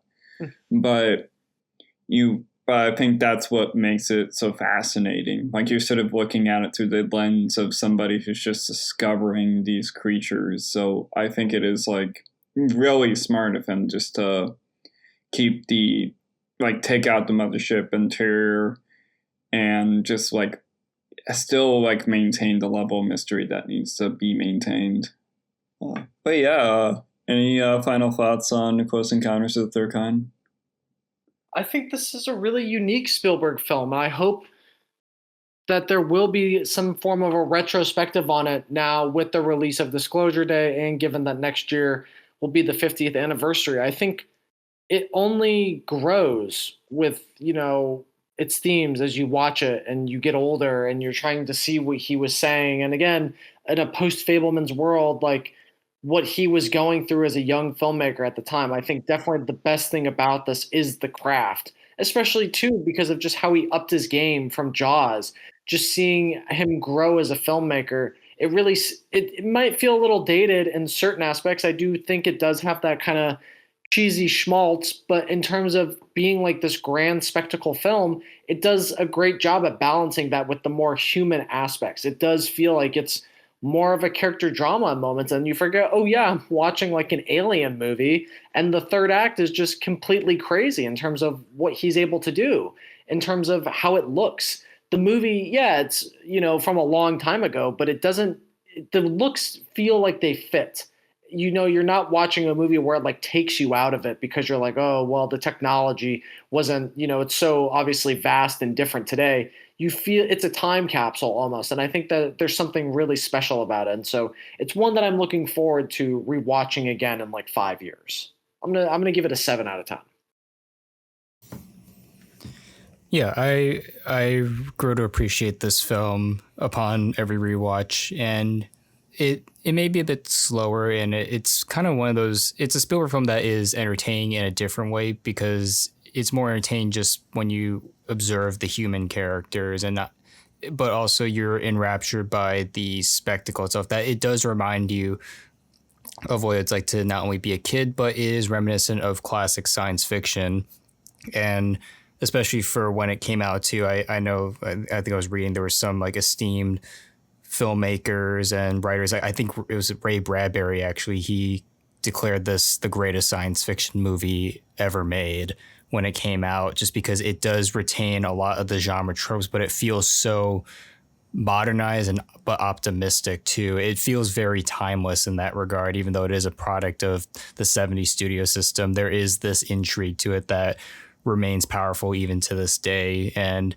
yeah, especially seeing how much Spielberg has grown since this film is even all the more impressive. But at the time when he made it, it's still just, you could sense that, oh, this guy's going to go places. And it's really impressive to see him do that at that age as well. So yeah, it's a great piece of science fiction. And it's a really solid Spielberg film, and the fact that I'm not saying it's one of my favorites is not doesn't mean the film is poor, but it just goes to show that he's made so many excellent movies overall. So yeah, Close Encounters of the Third Kind, it's an 8 out of 10. It's a great movie and a well-deserved classic. Yeah, I mean, I think considering this is like, one of my early introductions to Steven Spielberg, and it like definitely did come at the right time for me when I was a kid. But I think like resonated with me then, it resonates with me now. I think it's truly what you need to learn as a filmmaker is like, don't be afraid to like, try to make stories that resonate with people. You can have the spectacle there, but you also got to realize that like, yeah, there is a human element to what makes these science fiction films so masterful, and Spielberg understood that. He clearly directed the hell out of this film. Like it still holds up 49 years later, soon to be 50, as it did back then. It's really impressive just in how he was able to accomplish making this after Jaws, and just kind of showed like, yeah, this director is here to stay, and he is staying. Like he's clearly still has it in the bag, and there's reasons why, because this film is what sort of put him into like that zeitgeist, in my opinion, of like one of the best filmmakers to ever walk the earth. Like it's an impressive like alien feature with some really good human drama underneath it, and yeah, it's a near masterpiece. So I'd say a 9 out of 10. So, all right. Guess it's my turn for the Rick. Yeah, it's your Rick. Yeah. So I know I mentioned a lot recently that I am starting to hear a little bit more of my Minnesotan come out of my voice, especially when I pronounce my O's. And I kind of figure like, why not go back to my roots for a little bit? So, fun fact, I grew up in a small town right outside of the city of St. Paul. But before I like moved there in like, I believe it's like 2007, when me and my family moved there, just not across the street, but down the road, there was actually back in 1994, 1995, I believe, there was a film being made by not one director, but two. I think you guys know where I'm going with this. And this film, I think, is something like, growing up where it's like, I love pointing out where things were made, and where these scenes were shot with these actors.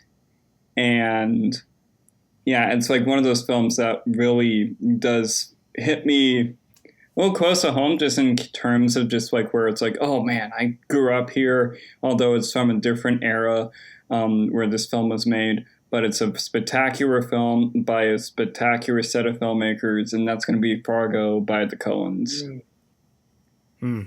Yeah, it's pretty good, eh? Yeah, for sure. I can't wait to really dive back into where that scene was filmed. But yeah, it's awesome. And if you guys want to hear us talk about Fargo by the Coen brothers, and don't want to get spoiled, watch Fargo before the next episode, as episodes come out every other Monday.